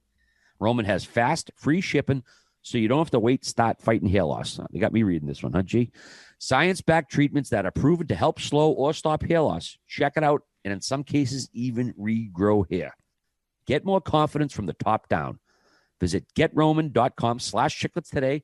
That's GetRoman.com/Chiclets. Once more for the people in the back, GetRoman.com/Chiclets. Take care of that hair loss. Don't look like me when you're 40. All right, gang, moving right along. Let's talk some coaching stuff. There was a clip that was online last week of Martin St. Louis showing Cole Caulfield a little trick on the power play. Faked the shot, back up a little bit, boom, fire away. And I think it was the next game. He did exactly that. It was so prophetic when you seen the clip and then what he did. And of course, people wonder, Marty St. Louis, is he going to come back? He hasn't officially said it. He said he's going to talk, I think, at the end of the season. Right now, it wouldn't be fair for the players, for anyone, for me to focus on that. Things will take care of themselves. Let's just stay the course on what we're trying to do now. I can't imagine he's not going to be back, Biz. I mean, the way this team has responded to him, I think he'd get a multi-year deal based on the results. But Andrew Brunette, he's another guy, man. He's come in, gotten the job done. You got to think he's going to sign a multi-year deal. Yeah, so I'm not sure. I don't know about the Brunette one. If they get knocked out first round, you got to think with that group of guys, you want to try to go for like maybe somebody with more experience. Now, I think the players have a lot of say. Just like that's why I think St. Louis is a no-brainer and he's got that job locked in. I think like looking back, it's an even more genius move because like what did you have to lose? You would have had a former player who would have came back and brought back, hey, what are your individual opinions on each of these guys over the last little bit? And it just seems to be that, and I've talked to a few of the players, I'm not going to name names, but he's communicating with them on a peer level. The communication in meetings is more open form where he's not set in his ways. He's saying like, well, this is how we did it. Is that how you guys feel comfortable doing it? No? Okay, well, let's run it from the other side then, and we'll run this play.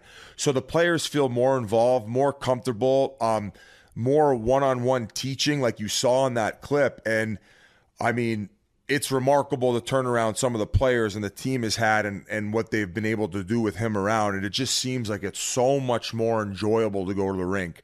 And if all things considered, he's not the head coach next year, it's because he doesn't want to be. That's the only way I could think about it. Maybe he wants to go back to coaching his kids. He maybe just kind of wanted to see what it'd be like. But he checks off every single box at this point. Who knows? Maybe they sought him over to the assistant role. Maybe they bring in another type of head coach guy who can maybe they can ping pong each off of each other. Because it's just a title at the end of the day. But remarkable what he's done with the turnaround. I'm not sure about Brunette.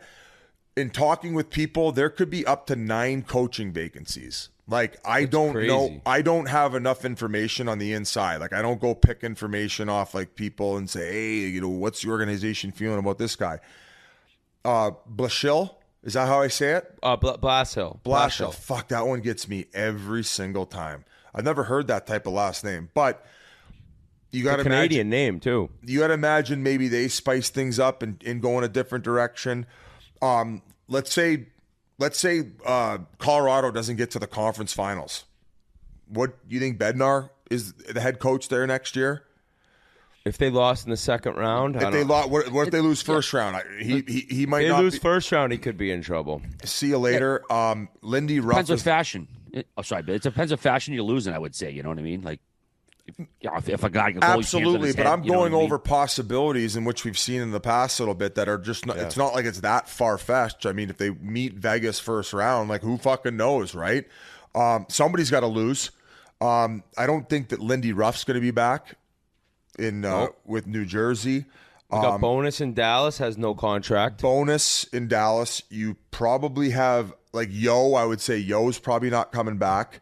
Yeah, and the list goes on and on. So the reason I brought it up too is because despite as good of a job he's done, and much like Martin St. Louis, Elliot Friedman was also talking about how it's new regime there, and it wasn't exactly the hire of Rutherford.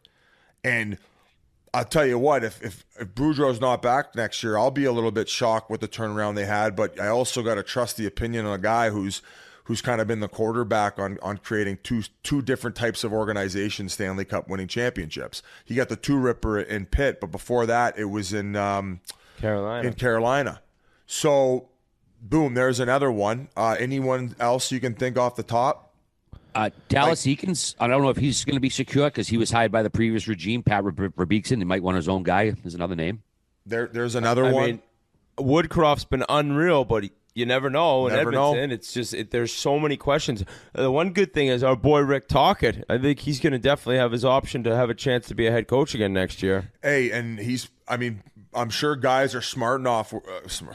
Jesus Christ, Biz, figure it out. Russian. Smart enough. The Russian smart enough guy. But yeah, man, like if you, he probably has the right people in his ear being like, bro, take a year off, decompress, and wait till you see the fucking options you get thrown at you. 100%. Fuck, I think I might be up for a job. If the Leafs lose first round, is Keefe gone? Gonzos. Oh yeah. If not, it's management. Like somebody significance happened, but I would say that they would have to then hand it over to somebody who has more experience. He's gotten 2 rips with it, especially if you can't get out of the first round. So who would you say is the most locked in head coach in the NHL right now? I got my pick. That like no matter what happens this year, will not be fired. John Cooper.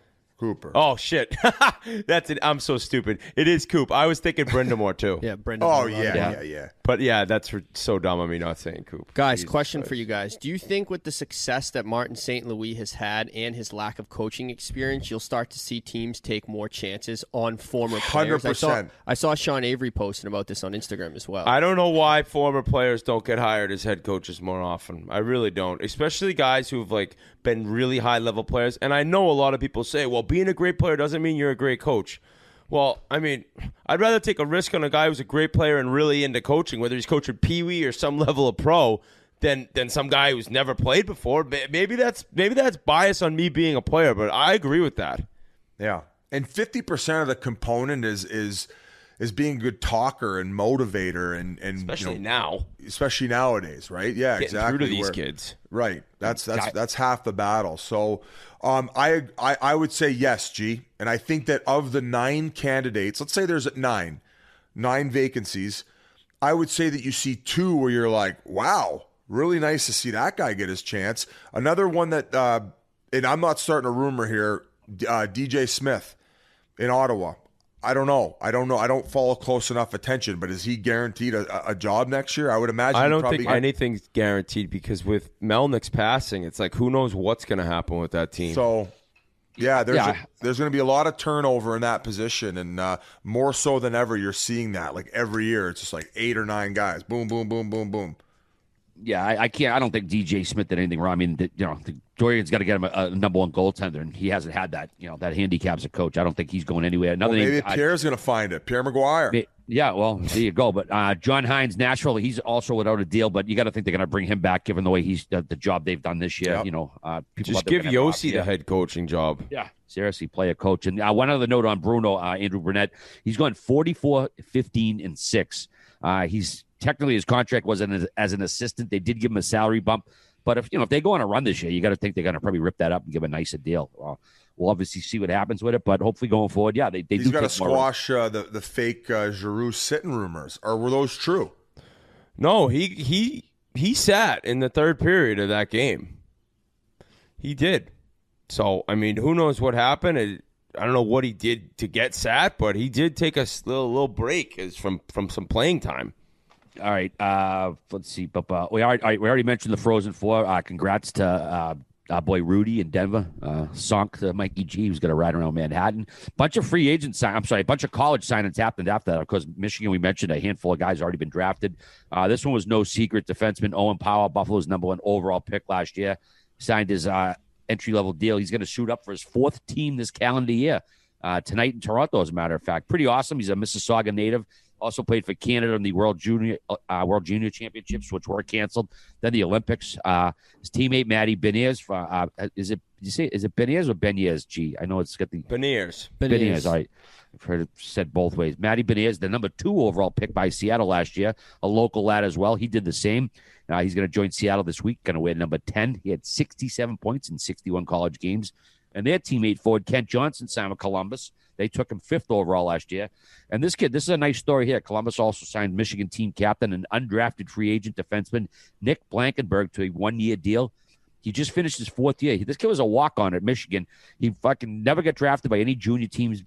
ended up playing in the Alberta Junior Hockey League, where finally caught some eyes. He ended up going to Michigan, was a walk-on, made the team, ended up getting a scholarship later. He turned down an NHL deal last year, and now he's signed with Columbus. So nice little story there, Whit. Yeah, I love seeing that. And if you're not drafted in the top 2 rounds, I think you're better off not being drafted, especially if you're going to go play college hockey. Like, all of a sudden, the kid, is it Myers from Minnesota, G?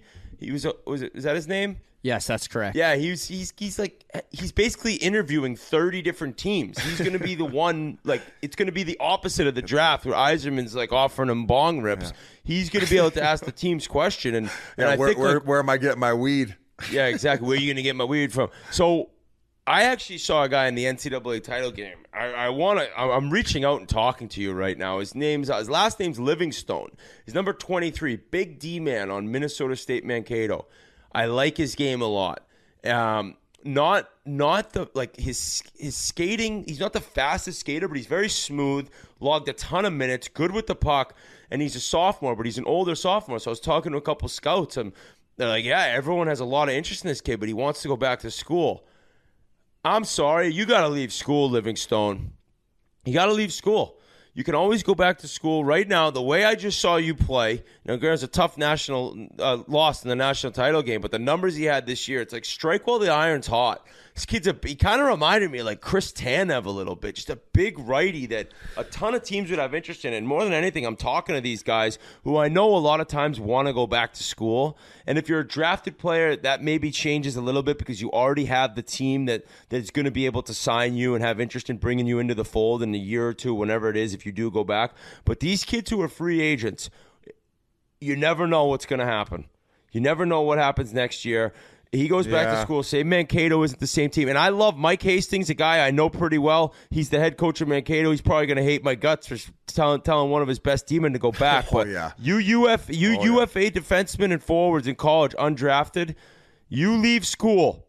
And you go and you give it a run and you sign when you can because you never know what's in store. So I think that people will disagree with me on that, but it's my opinion. No, I mean, that's what I would do personally. But then you talk to people and, you find out their story. And even you see it with some guys who end up going the NFL route. They wait those 2 years. They get that development and they don't rush into something where they got to work out the nooks and crannies to where it wasn't at the professional level where you kind of just get thrown to the wayside a little bit sometimes if you don't develop as fast as you think. And all of a sudden, next thing you know, you're getting thrown in a deal. You're in the next minor system. Like you don't know. I know. It's just. But you're saying like if he doesn't necessarily care about the schooling right now, but he wants the money to eventually pay back and get it.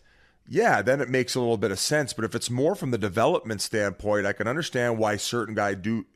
I agree with you on that. It depends what his thinking is. But you always take the guarantee, and then I could at least afford to pay it for it on my own, and kind of live happily ever after, as opposed to like all of a sudden none of it's being offered because you had a fucking horrible season. All of a sudden everyone forgot about you, or God forbid a significant injury.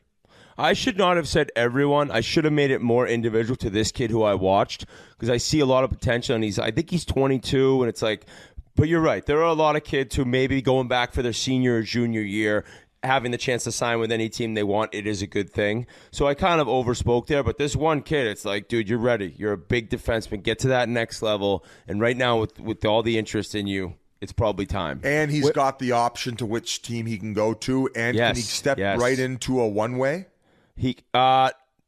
No, I don't think you'd get a one-way because it's an entry-level deal, so you're going to have the AHL deal, but he would be one of those instances where these kids sign, and part of the deal is you're going to play like 10 games up this season in the NHL, which burns a year off your deal and gets you NHL games right away. So you got to imagine the Hobie Baker winner, Dryden McKay, is going to get locked up quick too. First goalie to win it since Ryan Miller. Yeah, he was. He had a tough night. I mean, they were dominating, and then Denver came back, but he had a crazy numbers. Biz, kind of a crazy situation in college hockey this year. So the Hobie Baker winner was this kid McKay from Minnesota State Mankato, and then they have the Mike Richter Award for the best goalie in the league. He didn't win that best goalie in NCAA. He didn't win that. So that was given to, is it Devon Levi? From Northeastern. Levi, yeah. This kid, oh my God. So he was a Florida draft pick. They ended up trading him. He was part of the deal to Buffalo for, Reinhart. What was that deal? Or Sam Reinhart, right? Sam Reinhart. Merle's kind of going to Buffalo. Podcast. Oh, he's a Buffalo. But so the Michigan goalie and the Northeastern goalie have both decided to go back to school. They're both Buffalo prospects. So Buffalo's probably going to lose one of them because if you're drafted and wait 4 years, you end up becoming a UFA. But it was crazy. I was like, wait a minute. How the hell is the best goalie in the country not the Hobey Baker winner and vice versa? It made absolutely no sense. So I was interested. You know what to I see took that. from that? Buffalo still got an opportunity to fuck this up, and they probably will. So good luck deciding which goalie you're taking, you losers. Now, when you talk about going back to school, don't some schools guarantee scholarships to players if you come back later? Or is that just BU did. I don't know if they still do, but I had a full ride, and if I go back to school, which I have to do, God, yeah. The scholarship's still honored, but I don't think that's the case at most places. Adam's going to be flipping a coin in his office. That's a big thing too, because not everybody's gonna make a ton of dough. You guys should do the coin flip all together, all you loser fans on Chippewa. Do a best of 7. Which goalie you want? Yeah. All right. I think Levy's the guy. Levi, I can't say. Whoops. His name. The other guy's going on to fucking win Going 3 to Hall of Vests with the Coyotes. Keep the change. Playing in fucking a high school gym. One other Levy will end up a Chiclets Cup goalie.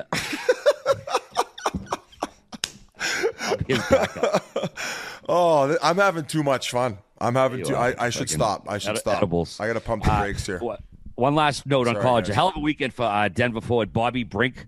He was a Hobey Baker finalist. First, he wins the national championship. Then he signs with the Flyers, who took him in the second round of the 2019 draft. So congrats to him. Going to start his pro career, won a national championship. Hell of a weekend. I hope you enjoyed Boston as well, kiddo. All right, moving right along. A very emotional scene down in Providence over the weekend. The Providence Bruins retired the late Colby Cave's number 25 in a ceremony Saturday night. It was the first number retired in team history. Cave was with the Providence Bruins for 5 seasons. After arriving there as an undrafted 19-year-old, he basically grew up there. I believe he met his wife there, found a bunch of new friends, and he was huge in helping out the Providence community. He loved it there. Everybody loved him. He eventually got called up to the Bruins and moved on to Edmonton, and his widow, Emily, was on hand. And she and their good friend, Austin Zarnik, they hadn't seen each other since before he passed because of all the COVID stuff. And she had a very long embrace, a very emotional scene. I know you saw this. It was a horrible thing losing Colby, but it was a really beautiful scene the other night in Providence.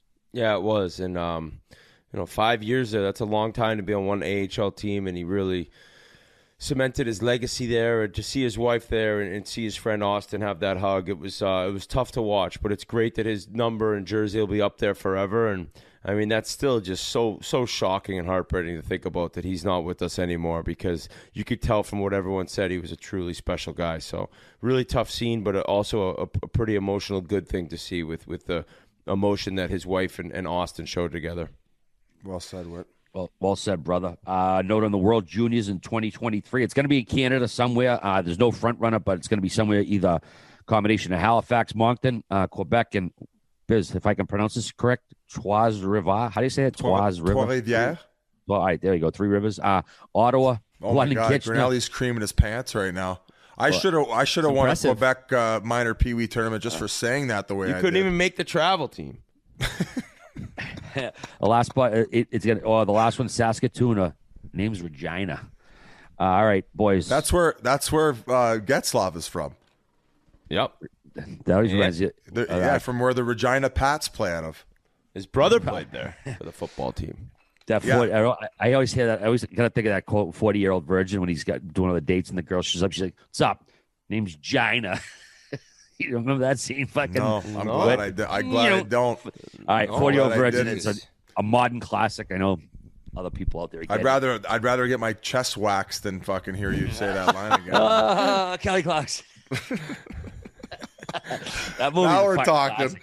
Steve Carell should have got a fucking Academy nomination for that. Comedies never get it. With The Masters this weekend, Scotty Scheffler gets a big lead, does not even come close to gagging it away. Rory has a hell of a run Sunday, can't catch him. The other golf guy, go ahead. Oh, just a supremely disappointing weekend. And that sounds unfair because I like Scottie Scheffler. I believe I mentioned him on the podcast. Did I not, G? Big time. You did. I mean, he won three of the last 5 events he played, and he hadn't won. Actually, my buddy got him 50-1 in November before he won a tour event. He then won 3 of his next 5 starts and goes into Augusta and just a performance for the ages. And I said it, my weekend was ruined because all I want and root for is a back 9 Sunday at Augusta that matters. There's nothing better in the world. People say the tourney doesn't start till the back 9 Sunday, but this guy was nails.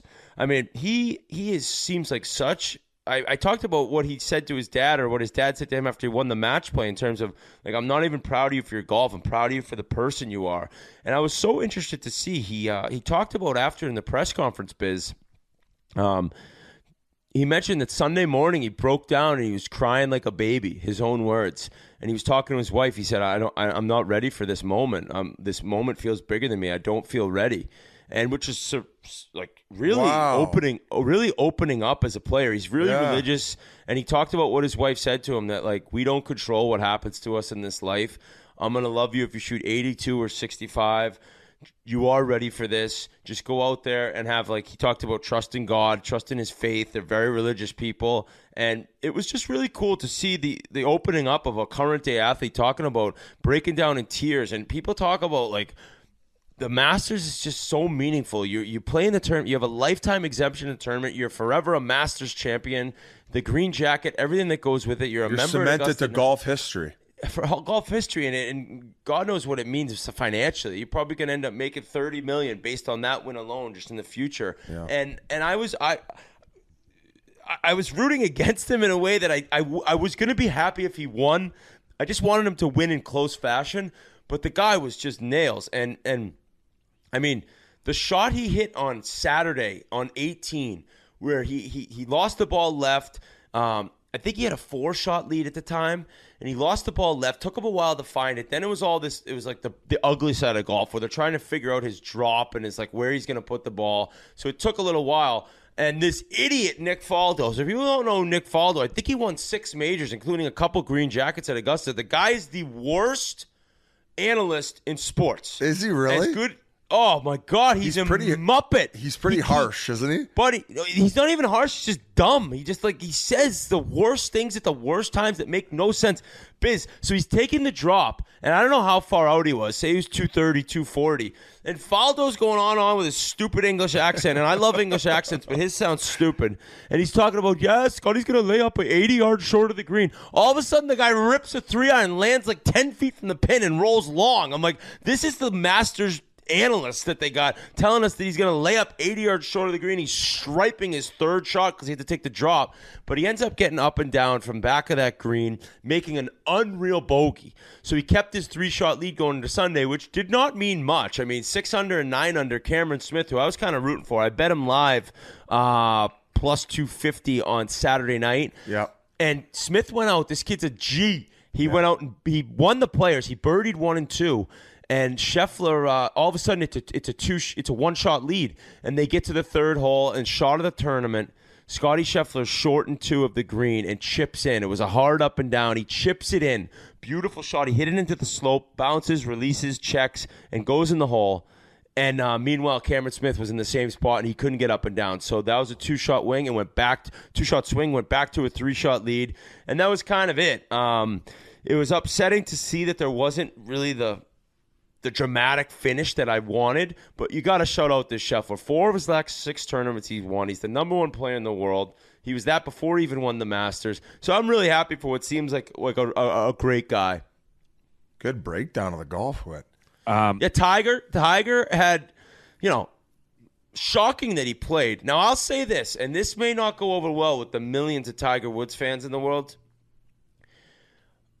I'm convinced he hams up the injuries, right? Like, I think he's somebody that probably is into maybe limping a little bit more than he has to. And, I know he almost lost his leg, and he had this horrific accident in November of 2021. So, like, the fact that he's back playing golf already is just, it's mind-blowing, really. But, it was November of 2020, excuse me. But He went out Thursday and shot 1 under par. I think he beat everyone except for 9 guys or something like that. To not play tournament golf in 17 months and go do that, that was my best moment of the week, is watching Tiger's Thursday round. He really struggled, but he made the cut. I mean, you saw Brooks Koepka miss the cut. There were superstars who missed the cut, and this guy is just, he's not even human. But by the end, he was limping so much. I was like, is this really, like, real? Like, he can't even walk, but he's swinging 170. The ball's going 170 miles an hour off the club face. Like, I don't know if he's hamming up the limping, but just the fact that he played and was able to make the cut was fantastic.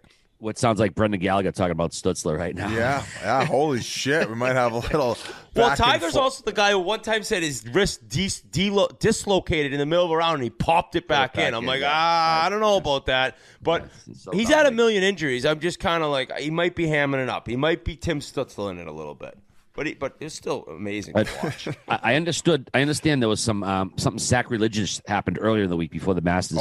Yeah, the Dude Perfect guy's going at the Masters course. Love that. And of course, who are they playing with? Whit was crying in the group chat because they can't have the hockey sticks on this sacred course. No, it's maybe it's jealousy, but I know I'll never play Augusta National. We got guys with fungo fucking bats out there hitting softballs around the amen corner. It's like, what is going on?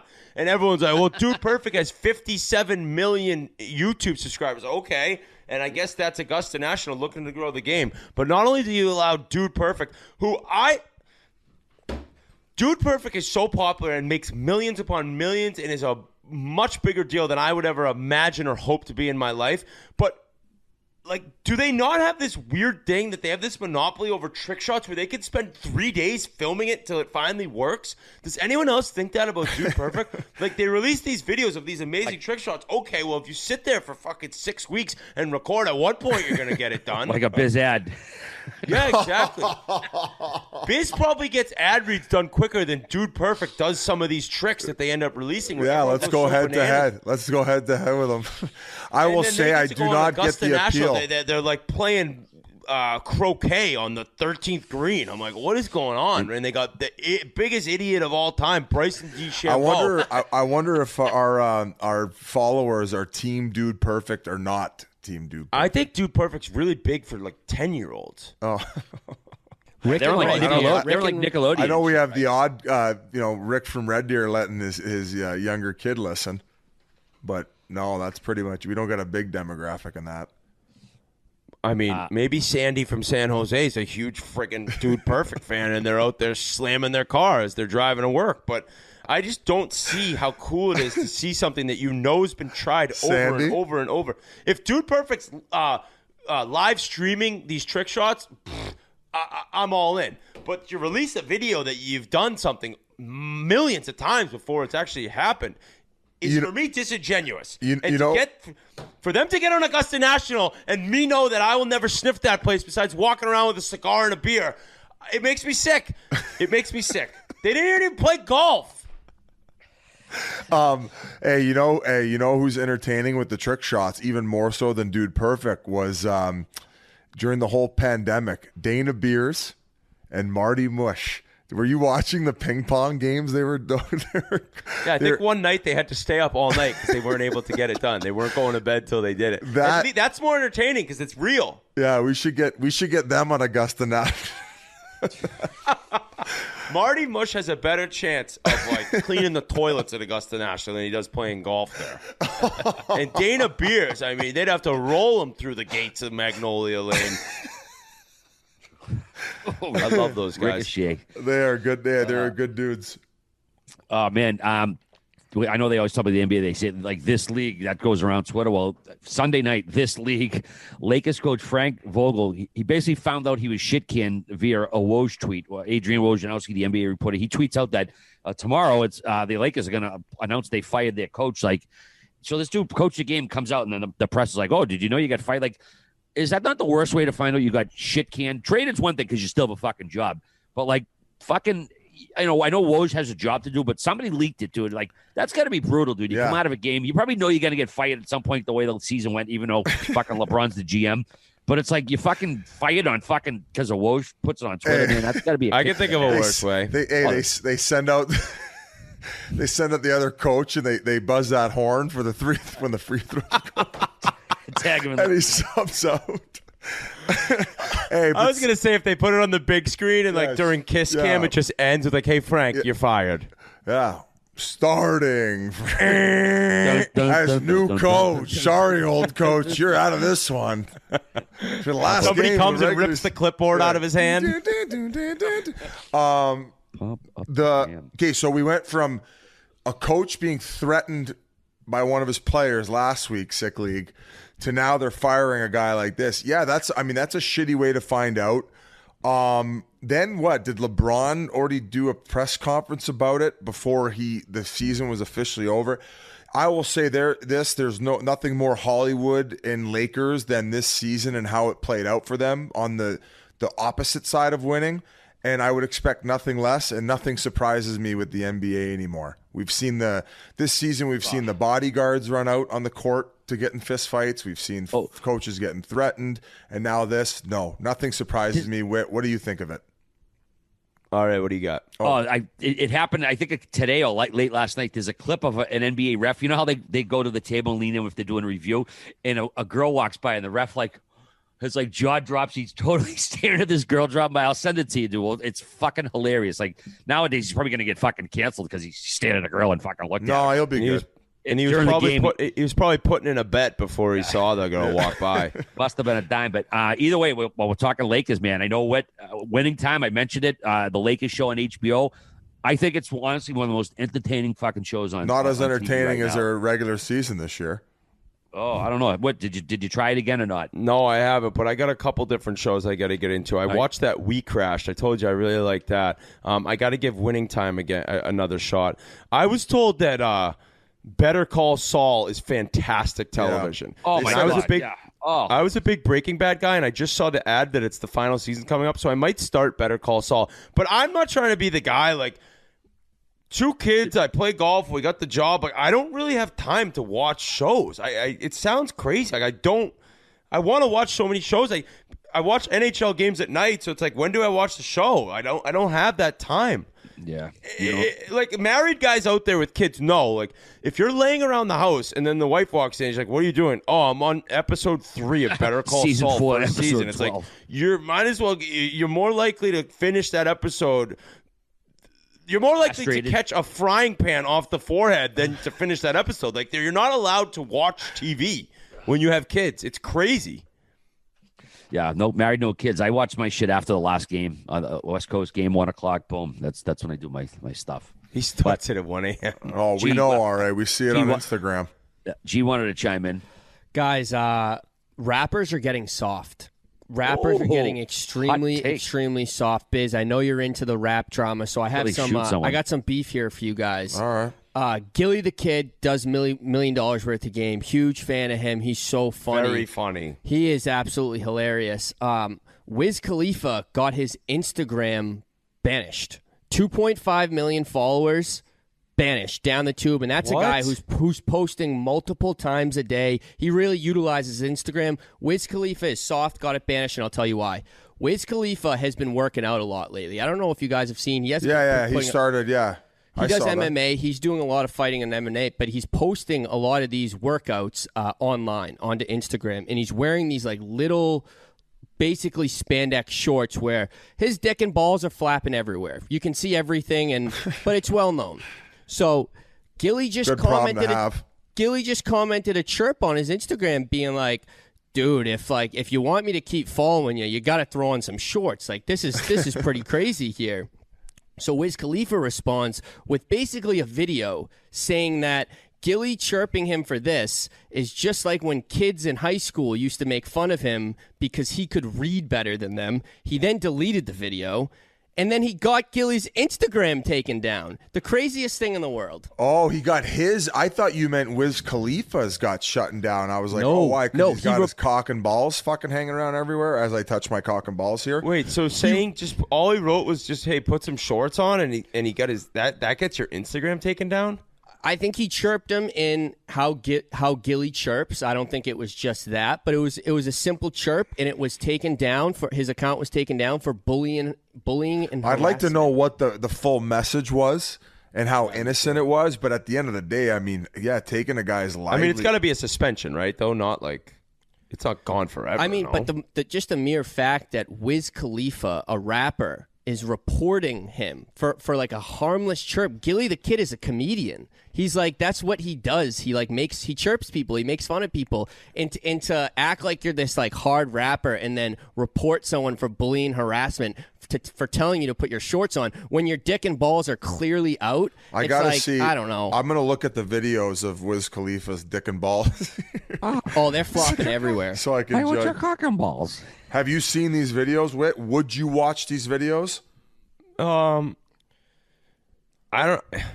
Yeah, I mean, I don't think I will. Not because I don't really like. I'm not against seeing the guys like hog flapping around. It's more just like I'm not that into it enough to like search it on Instagram. It is impressive though. It is impressive what Wiz Khalifa is doing in MMA. I think he can fight. Yeah, he's got. I wouldn't fuck with this guy. He's got the Nike like tight ones on, and it's just like he's basically got underwear on working out, and I would probably have to agree with the chirp on him.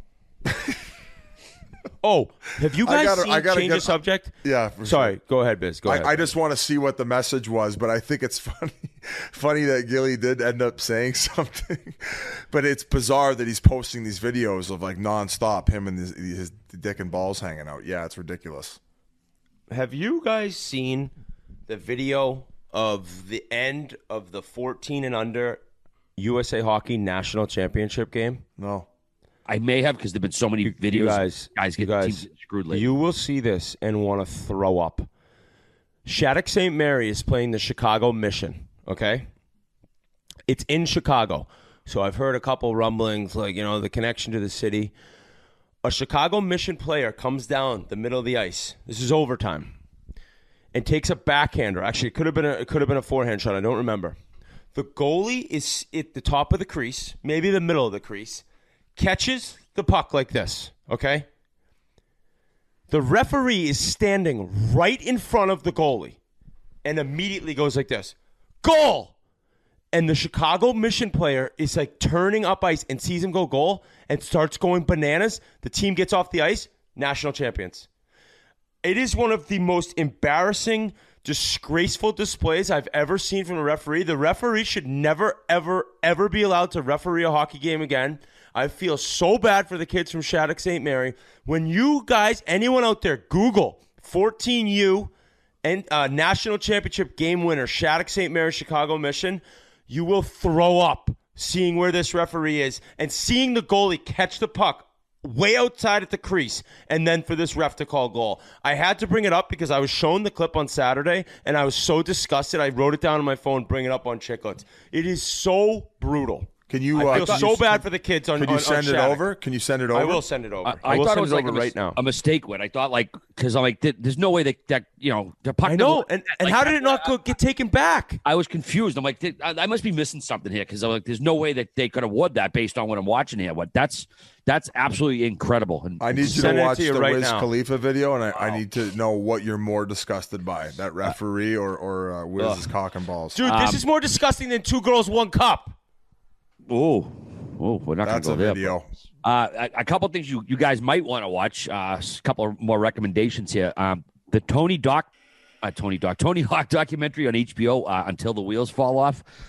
Excellent. Tremendous doc. I wasn't a skateboarder growing up. I didn't follow Tony Hawk. Obviously, I know who he is. He, a huge state skateboard star. I'll watch any doc, about any person. Biz, this guy is tough as fucking nails. I know he was kind of like the goody-goody. Well, he had the reputations as like, the goody-goody skateboarder. Skateboarders can be rough and tumble and potheads and all that. And he had this, sort of choir boy reputation.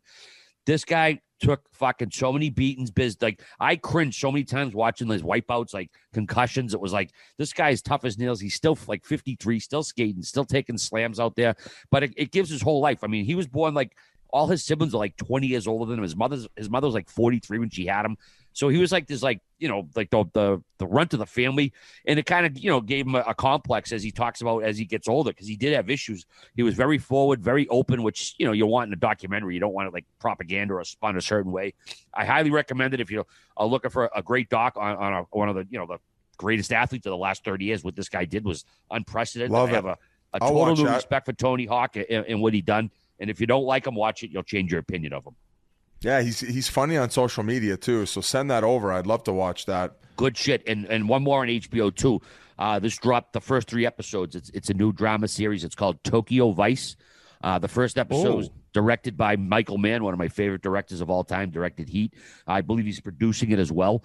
It's about an American who goes to Japan to become a journalist, and he gets embroiled in like this, criminal investigation of the Yakuza over there. Oh, I like the sounds of this, RA. Oh, man. I mean, just one thing, fair warning for folks out there. It's heavy on the subtitles. Like I said, it's set in Japan. There's a lot of subtitles in it. But if that doesn't deter you, jump in, man. The first 3 episodes, you get sucked in. It's like, oh, man, what's going on here? There's a little bit of action, but it's a very engrossing drama. So those 2 right now, if you're looking for something to watch, Tony Hawk Doc and the Tokyo Vice on HBO, give them a whirl. So I just watched this video of this. How pathetic is that, Biz? I'm just like perplexed as to what would have made the referee do that. Do you think it was because the other body of the green player got in the way and messed with the vision? That's my only thought is he was like it's so obvious and crazy that like could he be on the take? Like it's I don't get it. The fact that a national championship game for 14-year-old hockey players, it's a pretty high level. Like these kids a lot of fucking kids there are going to be good college players, and that's how the game ended. It's just disgusting. He's like, I got to get to the bar. Fuck this shit. He's like, under 14, yeah, no one gives. He's like, oh geez, March Madness. I got a fucking couple. No, but that's brutal. I'm like, I can't even. It wasn't even close. It was 3 feet out of the net. I know, and the goalie's like holding it. Yeah, he's like, this. Nuts. Like Julie the Cat Gaffney. Boys, we talked last week about window washes and how I said I wouldn't do it for $10 million a year. Oh, yeah. Lo and behold, what happens in the last week here in Boston as well? 2 guys cleaning out of whatever new building in Boston, 42 stories up. The fucking thing's hanging, like dangling sideways. Did these guys, the helicopter comes in, these guys are like waving the fucking camera, taking pictures and shit. They weren't nervous. They would have still taken $10 million. Oh my God! I was like, I would have like shitting yourself. They didn't look scared at all. And, the Boston Fire Department, great job, guys. They opened the window from the inside, brought these guys in, and when they were like climbing into like the threshold, I was like getting like cold sweats and like shit in my pants, just because for that half a second, man. If like, I'm sure they grabbed onto well on the other side, just that half second going over the thing they're in, the cot or whatever, to the window, man. I got a heart attack watching that shit. All right. Shout out to Memes for reminding us that while not accepting $10 million to wash windows, you'd take $250,000 to eat cum. So, I watched that video. I don't think unless it's really thick. His drinking conclusions. I was pressing for details, so I understand the video. It's fucking hilarious, by the way. But yeah, I don't think I ever concluded I would swallow it for $250. I was negotiating. I wanted to hear Office, see what it was. Animal, George Clooney, Frank the Tank. I needed the window washer's trying to hire RA. He's like $5 million. He's like making RA $3 cuts million his semen with a steak knife. I'll do jizz shots while I'm on the fucking cot. So I'm getting $10 million a window washer and $250. With that, double. I'm out. No. Hey, Chiclets is over. That was thanks for listening, guys. Love all you guys. I'll be in Naples this week playing some golf Wednesday, Thursday, Friday. I cannot wait. And Biz, I'll be watching you Wednesday night. We're having a big cookout down there, watching some TNT. I got one last note. I got a correction. It wasn't Carter Hutton in goal for the Coyotes during the Zegras. Nobody Detroit, cares. Everything. Nobody cares. It was Josef Korenar. You're not a journalist. Buddy. Your team's fucking website didn't even have you on there, so that's where I went. All right, peace. Great week, everybody. Love you. Talk to you soon.